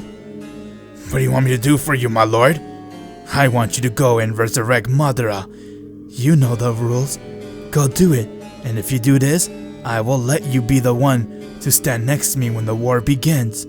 But to do so, you need to make Urza be the sacrificial one. That is the only way, Jalal. Madara Uchiha will be alive again. Leave everything to me." As Jalal went and he made his way towards Urza, and without her noticing, he went and kidnapped her as she was passed out. When Urza got up, she saw that she was all tied up in a place known as the Tower of Heaven. Urza began to freak out, and she saw that Jalal was there, as he was laughing and said, "Oh, my dear Urza, we meet again. It is time for you to sacrifice yourself for me, and therefore I can resurrect the great Madara once again." "You are sick, Jalal. You need help. There's no way I'll help you. I would rather die first before I help the likes of you." "Oh, you foolish woman. You have no idea. This time your little ex-boyfriend Abbas isn't here to save you. You are done for, and now I'm gonna make sure you die. The last time that brat came and stopped me, this time he's not gonna stop me." "I depend on the Master. He will send someone to save me, and I'll stop you myself, Jalal." While all that was happening, back on Urza's home, Renji was tripping out as he didn't know what happened with Urza and that she has disappeared. With that, the Z-Fighters got together, as he didn't know who or where Urza was until they saw Whis. He has arrived and they asked him about what happened. Whis then looked towards him as he used his staff, and he saw that it was Jalal who went and kidnapped Urza, and from there he told him that it would appear that Urza is actually in a place called Tower of Heaven. she's held there to be a sacrificial material so that Jalal can go and resurrect Madara Uchiha. Upon hearing that Michael was there, as he heard that Urza got kidnapped, and he started to get a little bit worried, so he decided to go and rush towards the Tower of Heaven by himself to save Urza. Once when Michael got there, he then saw that Jalal's men came out as they tried to fight Michael, but he easily went and dealt with him, as he has now come to where Urza was being held. Once when he got there, he then saw that Urza and Jalal were there, as he looked towards Jalal and said, "So this is where you've been hiding this whole time, Jalal." "If it isn't Michael, the coward Saiyan." Michael, what are you doing here? I'm here to save you, woman. And I came here to kick his ass. But why go away, Michael? It's too dangerous. It's dangerous for you too. Your point? Okay, I've had it enough. I'm sorry to break your guys' little lovey-dovey moment right here. We don't love each other! Whatever it may be, you're too late.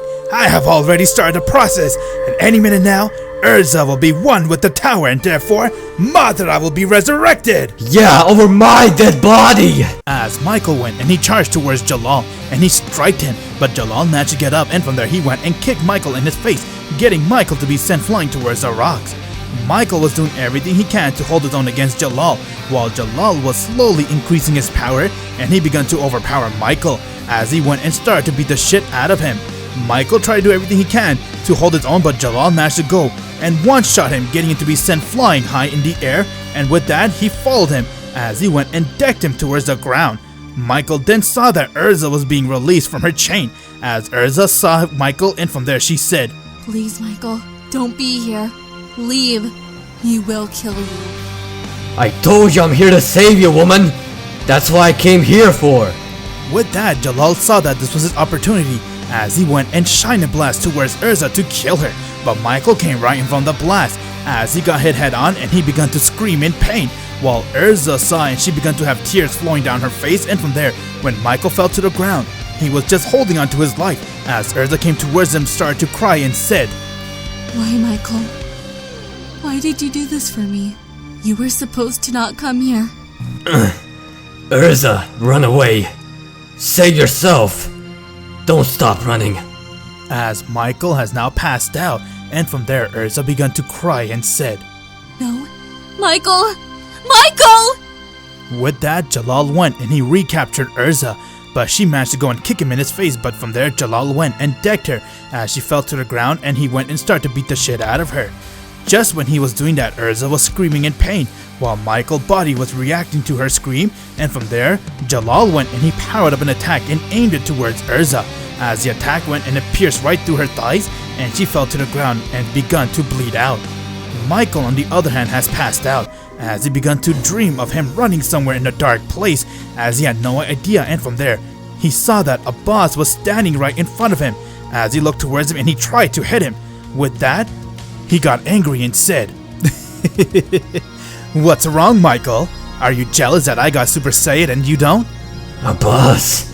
No, you clown! I'm the only one to get Super Saiyan! As Michael saw that everyone was laughing at him, and from there he got really angry, and he started to remember his Saiyan race. Father! Michael, you are the prince of all Saiyans. One day, you're gonna be the king of all Saiyans.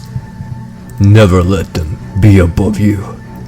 With that, Michael then realized that this was just a ghost he was chasing the whole time, and he wanted to be his own man, and from there he got up.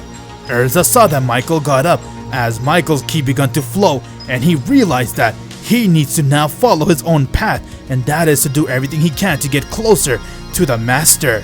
Screw Abbas. Screw my title. Screw it all. All I care about is to be the master's best man, not that clown.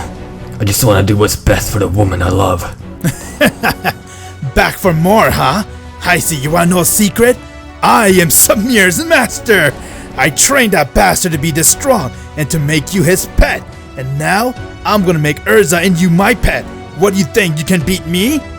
Michael then saw that Urza was lying in the ground as she was bleeding out, and he got very angry seeing Urza was almost dead. As his heart gave out and Michael began to go and scream and said, You damn monster! You never know when to stop, do you? What have you done?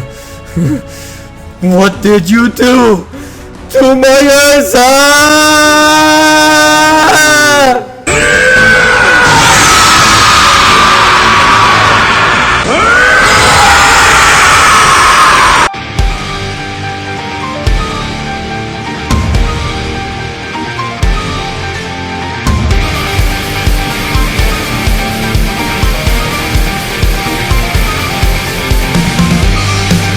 Michael has finally done it, as he managed to see the woman he loved die right in front of him, or so he thought, and that caused him to go and break down, as he is now transformed into a Super Saiyan. You made Ursa cry. Time to make you cry and beg me for mercy. What? First Abbas, and now him? No way! He yelled here. That's the way, now try it again. Huh? Well. It looks like Michael has finally become a Super Saiyan too. Congratulations, buddy. I cannot wait to see your power again. Oh my, it would appear that Michael has now transformed to a Super Saiyan. Looks like the Master is watching him. Whis, I want you to follow Michael and be his guidance, help him wherever he needs the help. You got it, Father. I'll even train him from time to time. No, it can't be! How? Michael went and charged right towards Jalal, as he decked him right in his face, and from there he followed and he begun to beat the shit out of Jalal. Jalal tried to do everything he can to hit Michael, but Michael's Super Saiyan was far above what Jalal could even comprehend. The one who trained Samir has now fallen to the one who was known to be Samir's pet, as Michael has now accepted his main role, and that was to fight and live for the Master, and now he has been rewarded with the power of a Super Saiyan. As Michael went and he begun to beat the shit out of Jalal, and before you know it, he threw him high in the air, as he went and powered up a final flash and killed him with it. With that, Michael saw that the building was collapsing, as he went and picked Ursa up and he flew outside, as the entire building has now turned into nothing but dust. Ursa heard everything that Michael was saying about her, as she looked towards him and she said, Michael, why didn't you ever tell me how you felt about me? Oh no. I felt like you didn't recover from your last relationship, so it was pointless to me. So from this point on, I'm never gonna make you shed tears. I will promise you that. I feel the same for you, Michael. Please never let me go again. As Michael and Ursa confessed their love to one another, and they hugged each other. While all of this was happening, far in the land, the Black Dragon Saiyan has seen everything, as he began to laugh and say, Pathetic Saiyans keep getting stronger. It will make it more fun when I bathe in your blood. Soon, they will know the wrath of the Black Dragon Saiyan.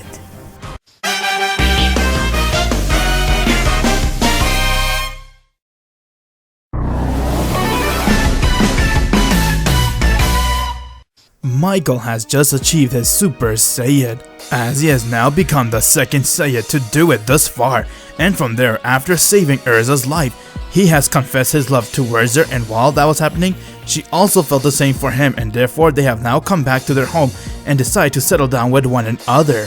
1 year has passed and Michael and Ursa has settled down, as he has now become a new person and he managed to settle his difference aside, especially when it comes to his pride, and become a Saiyan that is going to do whatever it takes to be on the Master's side.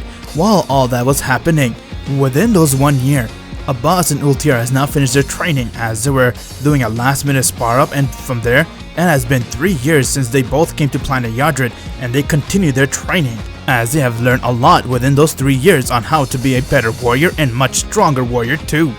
Abbas, on the other hand, managed to train himself to learn to get stronger and use his Super Saiyan anytime he needs to use it. He has also picked up a technique called the instant transmission, which will allow him to travel anywhere he wants in the multiverse.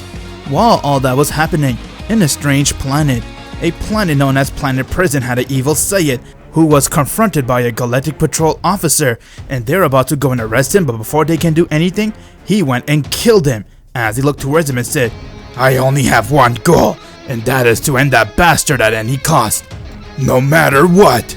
With that, he began to power up his ki, as everyone was able to sense his power and they couldn't believe that his power was this strong. Thank you so much for teaching us everything. I couldn't thank you enough. What is this power? Oh my, it seems like this is very troubling. Hello, Abbas. It is nice to meet with you again. You have really grown a lot when it comes to your power. But for now, I need to talk to you about this power that you guys are sensing. Oh hey, Daishinkin. And yes, I can sense it. What is it? It's incredible. It's an evil Saiyan. His name is Cumber. Evil Saiyan? Yes, that Saiyan's on the verge for revenge. He is blinded by his hatred and therefore he'll kill anyone that will come in his way. Everyone saw that it was the Master, as he has appeared right before them and they all went and bowed down towards him, and from there, he looked towards Abbas and said, Boss, it is time for you to do another mission. Go and fight this very strong Saiyan. Once you do, you will learn a lot when you guys fight with one another. Don't worry, I have some reinforcements for you. And also, take these. It will be in handy. After all, you did learn the technique, right? Oh yes, I did. And thank you, Master, of course. I'll do anything you ask me. I'll go to that planet and stop that Saiyan myself if I have to. That's why I send reinforcement. It's not going to be easy, so good luck. With that, Abbas and Ultir went and they instant transmission to see where the power was coming from. Once when they got there, they saw that the planet was empty, as there was no living soul whatsoever on that planet, and from there they began to look around it, as they realized that this planet is actually located nowhere in the universe. And from it, they saw a lot of battle runes, and turns out that this planet was wiped out from the map from this universe long ago, due to the fact that an evil dragon came and it pretty much used its firepower to wipe everything out. With that, Abbas then located where the evil Saiyan was coming from, as he has appeared out of nowhere, and from there when he saw Abbas, he then looked towards him and said, I see that some weakling pest has arrived to this planet. My name is Abbas. Who are you? You don't need to know about that. What you need to know is, you won't be leaving here alive. I'll tear you guys apart limb from limb and behead you over my dead body. As Abbas went and he rushed right towards Cumber and he attacked him, but he saw that it didn't even faze Cumber. Cumber looked at him and said, Is this weakling really the first Saiyan to go Super Saiyan? How absurd! You're too weak to even achieve that power! With that, Cumber went and he struck Abbas right in his chest, getting to fly miles away. Abbas got up and saw that Cumber began to laugh as he shined a blast right towards Abbas using just his eyes. Abbas quickly went and he powered up a Kamehameha wave and he aimed it towards a blast as it got dispersed, but from there, Cumber went and he began to power up as he managed to go and break his chain and his seal.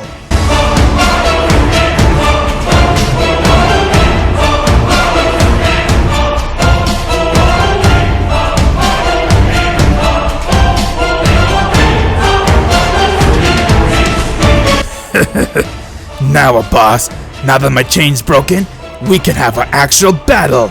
You'll know what it feels like to fight with the primal Saiyan. Before Abbas can blink, Cumber has come right in front of him as he struck both him and Ultir and they got sent flying. With that, Abbas got up and saw that Cumber looked at him and said, You're weak. I will end this. Yeah, right. Over my dead body, you will.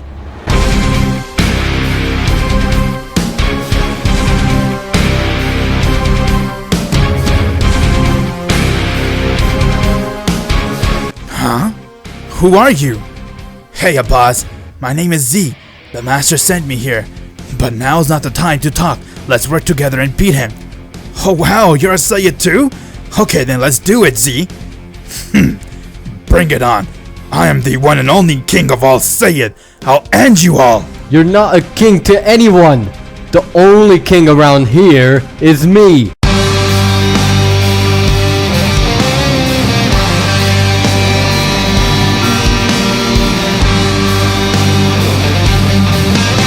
Oh, hey, Michael. Long time no see, buddy. Abbas, hey! It's good to see you, friend. We're gonna catch up once we take this bastard down, since a lot has happened. You got it, bro. I see you managed to get a beard now, huh? And love the new gi. Yeah, I know. I grew a beard like you. It's so good to see you again, brother. I really missed you.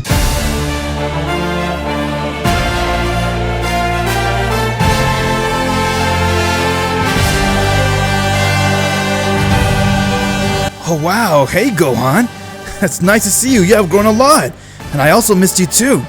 With that, Abbas saw that Gohan has come, as he was very happy to see his brother, and from there, all the Saiyans got together, as they began to power up their ki and they're ready to go and fight with Cumber. Gildart, Piccolo, Renji, Urza has also arrived to the battlefield to help the Z fighters, and now it was time for them to go and charge right towards Cumber, but when Gildart tried to go and attack him, he saw that Cumber went and brushed his attack like if it was nothing, and from there, Gohan went and powered up a blast and aimed it towards Cumber, but Cumber managed to go and hit the blast away. Michael decided to go and power up his Big Bang attack, while Abbas went and powered up his Kamehameha wave, and they all aimed it right towards Cumber. Z came and he went and kneed Cumber right in his face 3 times, as Cumber flew a bit, and from there when he got up, he saw that they were all there, as he smiled and said, "Not bad, but let's see you guys stop me when I use my Super Saiyan!"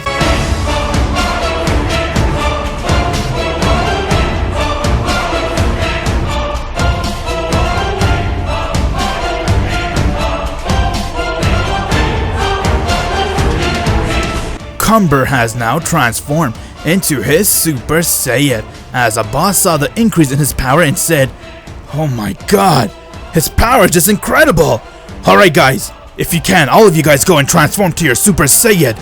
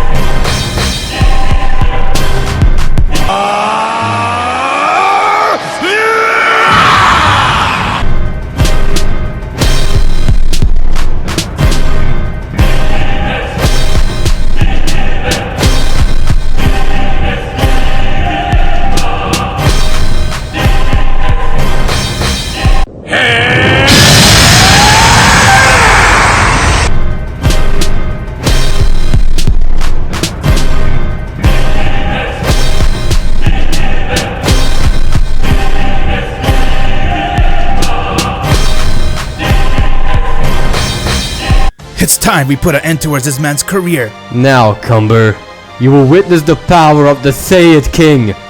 Behold, my Super Saiyan! This is what you want to see, right, Cumber? Abbas, let's do a duel formation, and after this battle, we're gonna battle each other to see where you stand. You got it, bro. Now let's go all attack him at once! With that, they all went and charged right towards Cumber, and they started to attack him. From there, Cumber went and he grabbed onto Gohan, as he began to choke the life out of him, but from there he went and got decked in the arm by no one other than Broly, as he has now arrived to the battlefield, and he looked towards him and said, "It is time we put an end towards this guy once and for all."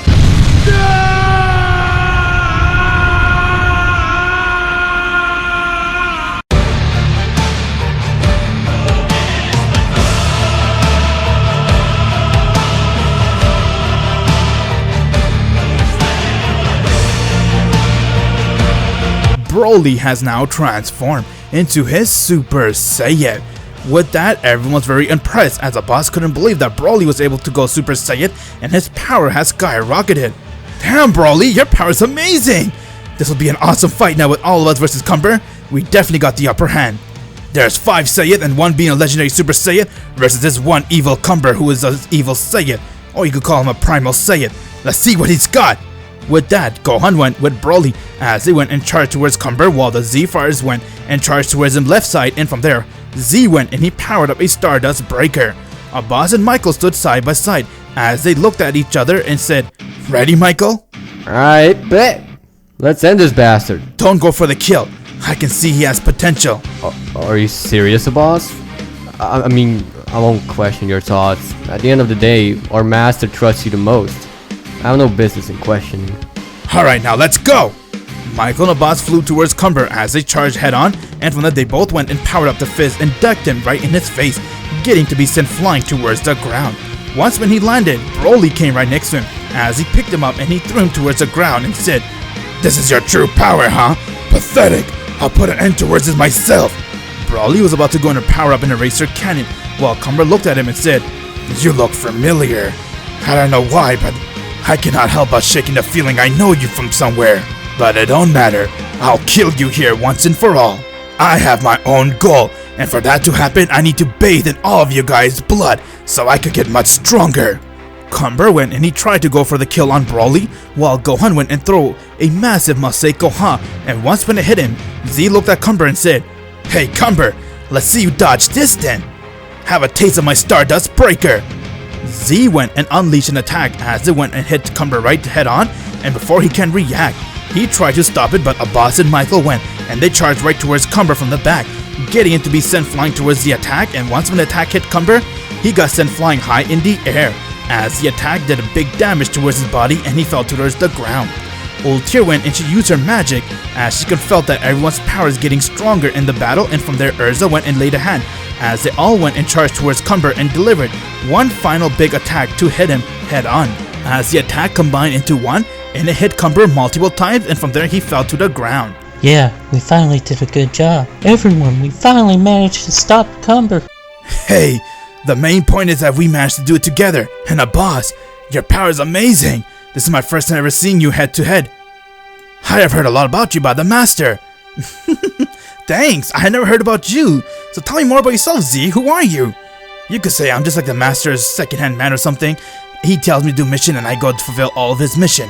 Well guys, it's safe to say it's all done now.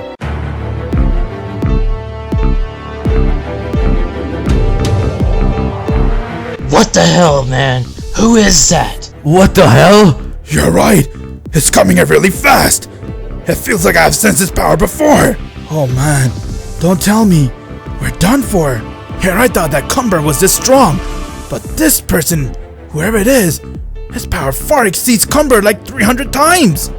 Jeez, I think I might know who it is. Whatever happened, guys, be on your guard. Don't drop it, even for a second. Something tells me we're in for a battle of our life.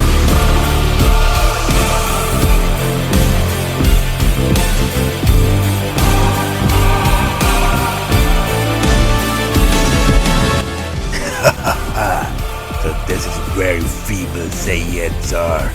It's time I began devouring all of you, one by one. Who are you? And how are you this strong? He's Acnologia. Huh? It's him! The one who wiped out everything! I am the apocalypse of time, the arcade dragon. You feeble Saiyans will finally know the wrath of the Black Dragon Saiyan.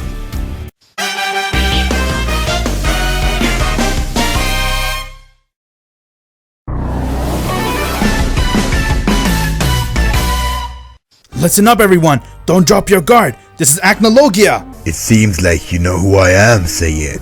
Not bad, but you don't know how strong I am. Cumber got up as he can feel pain in his body, and from there he looked towards Acnologia and said, "It's you! You're the reason why I was trying to kill these Saiyan, just so I can get stronger to kill you!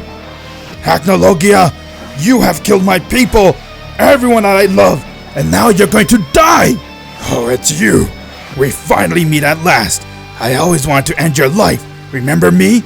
You killed my family!"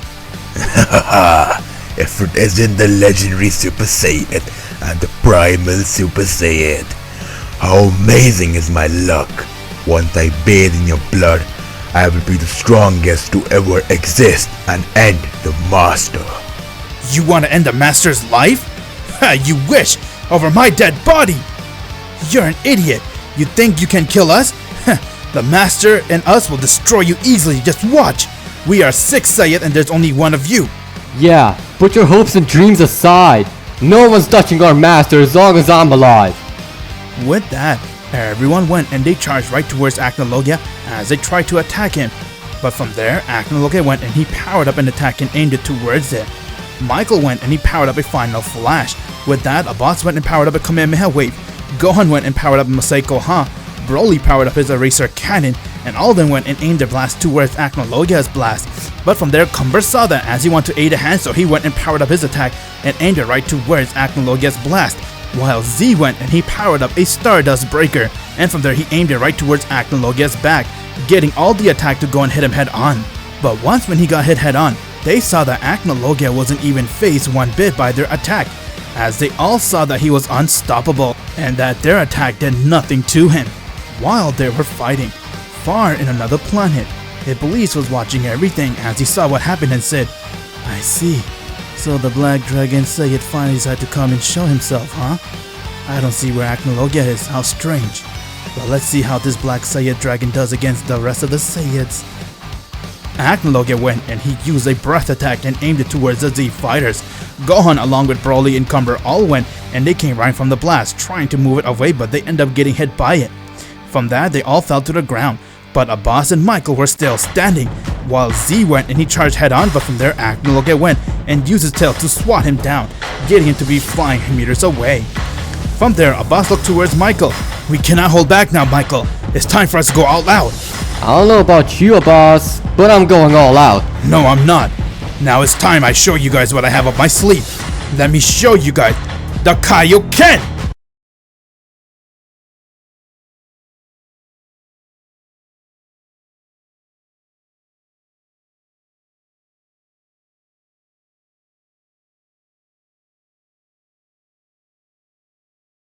Abbas has infused his Kaioken with his Super Saiyan, as his power level has skyrocketed. Abbas, you just disappointed thousands of Saiyans right now.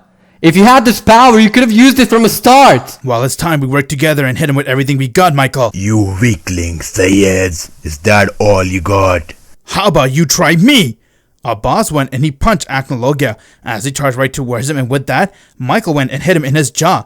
And once when they saw that happen, Acnologia was still standing, as he wasn't fazed by it. Michael Abbas then went and they charged head on towards him and they started to attack Acnologia, but he wasn't one bit scratched by their attack. And from there they saw the difference between their power and Acnologia. Not bad, Abbas, but he still won't do anything with such weak power. How is he this strong? It doesn't make sense. The master told me about him. We are in war, and in order to win this war, we need to end this dragon once and for all, otherwise this war will never end. His mission is to slay all of Saiyans that are alive in the multiverse. You can say he is a Saiyan slayer. There's no point, you feeble Saiyans.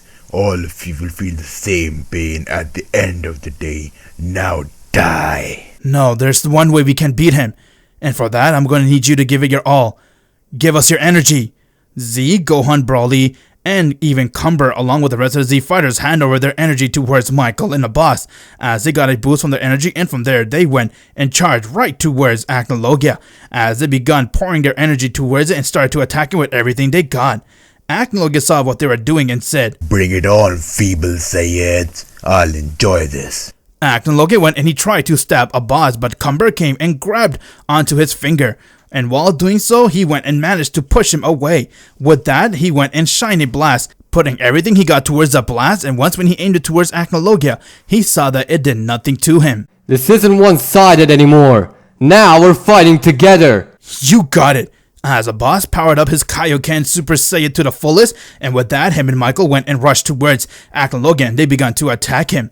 With their power boost, they were able to move him just slightly while Acnologia was toying with them, and from there he went and powered up an attack from his eyes and aimed it at Abbas and Michael. Abbas and Michael went and powered up their own blast to the fullest and aimed it towards Acnologia's attack, as both of their attack got dispersed, and from there they got sent flying meters away and they fell right towards the ground, reverting right back to their base. From there, Acnologia decided to go and put an end towards this, as he was powering up a breath attack to kill them all so he could bathe in their blood, while Michael looked towards Abbas and said, "It was nice knowing you, Abbas. Unless you have a wave, so then spit it out." "There is one way. It's called the fusion technique." A fusion? What's a fusion? Master made me learn it on the planet called Planet Yardred. What we need to do is put on these earrings and say the password. A password? Yes, it's simple. The password is Fusion Ha. No way, I'll look and sound like an idiot. Wake up!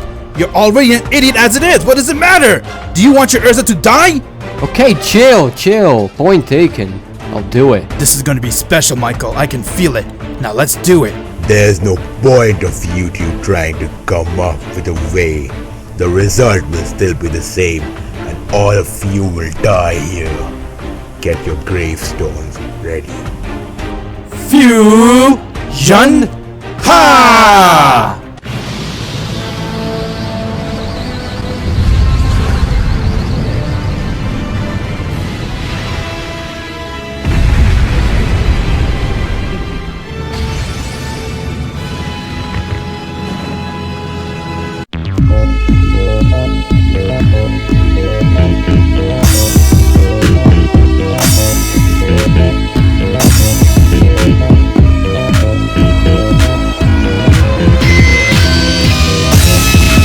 Oh yeah! I'm not Abbas nor Michael. I am Abbasical. What is this? Using fusion, I see, huh? Well then, if you're not impressed with us, let us show you something. This is Super Saiyan Abbasical!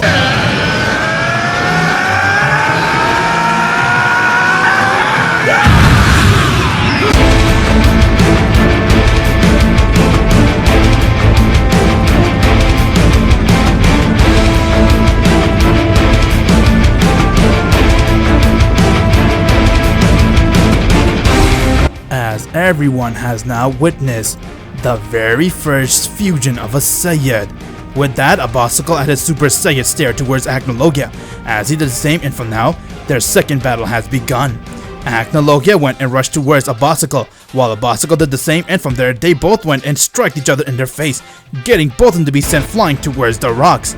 Abbasical then got up and came right instantly towards Acnologia's face, as he kneed him right in the stomach, and from there he went and picked him up and threw him right towards the ground. Acnologia fell and bumped his head towards the rocks as he was confused on seeing Abbasical's power. After all, this is the very first time anyone's ever seen a fusion between two Saiyans. Aw, what's the matter? Dragon, did you reach your limit? How about we take it down a notch and use our base form to fight you? How are you guys this strong? It doesn't make sense. A while ago, you didn't stand a chance against me, and now you can land a hit. Well, that's what you get, Dragon. Claiming to be the strongest Saiyan and a king too? I don't mind all that, I could let it pass. But the fact that you say you want to kill the master? It is time I put an end towards your ass and kill you once and for all. As Abbasical went and he charged right towards Acnologia, and he went and kicked him right in his jaw, getting to be sent flying high in the air.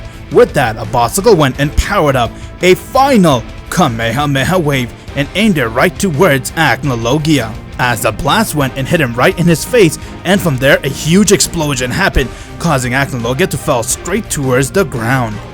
Aw, darn it! I think we used too much power. Looks like he knows his place now. He dare say he tried to kill the master?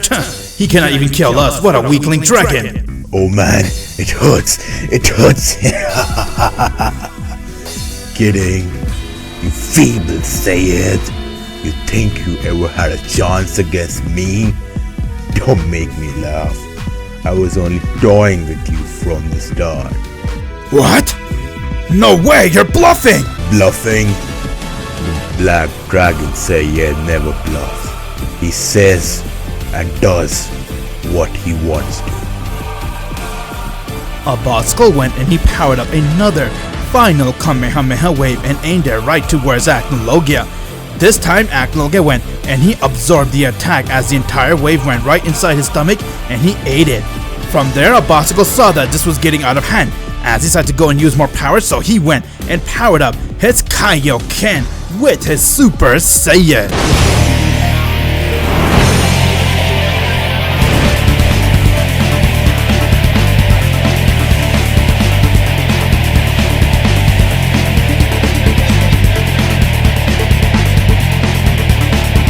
Alright, Dragon, I'll admit it. You had me there, but now it's time I go all out and put an end towards your life. This is Abbasical's Super Saiyan Kaioken. Now it's my turn. As Abbasical went and rushed right towards Acnologia, but from there Acnologia went and headbutt Abbasical, getting to be sent flying meters away, and he crashed right towards the rocks. Acnologia followed as Abbasical was about to get up, but from there Acnologia went and he used his finger to stab Abbasical right towards his chest as it caused him to be in pain, and before you know it, he went and one-shot Abbasical down, getting Abbas and Michael to be separated from each other. No! Even with the fusion, it didn't work! What the hell are we gonna do now? Acnologia went and he began to laugh as he claimed to be the winner, and with that he went and powered up a massive breath attack as he went and aimed it towards Abbas and everyone else. But before he can do that, Acnologia decided to go and slay them with his hand so he can bathe in their blood and get a huge Zenkai boost to his power level. Since the two strongest Saiyan in the universe are knocked out and that the Z Fighters don't stand a chance against Acnologia, if this is it for the Z Fighters, had they reached their limit? Find out what happens in the next episode of Hero of Z. Make sure to click the bell, my Z fans, so you'll be the first when the next episode comes out. And if you haven't subscribed to this channel yet, what are you waiting for? Subscribe now, and if you feel like this channel isn't for you later on in the future, you can always unsubscribe.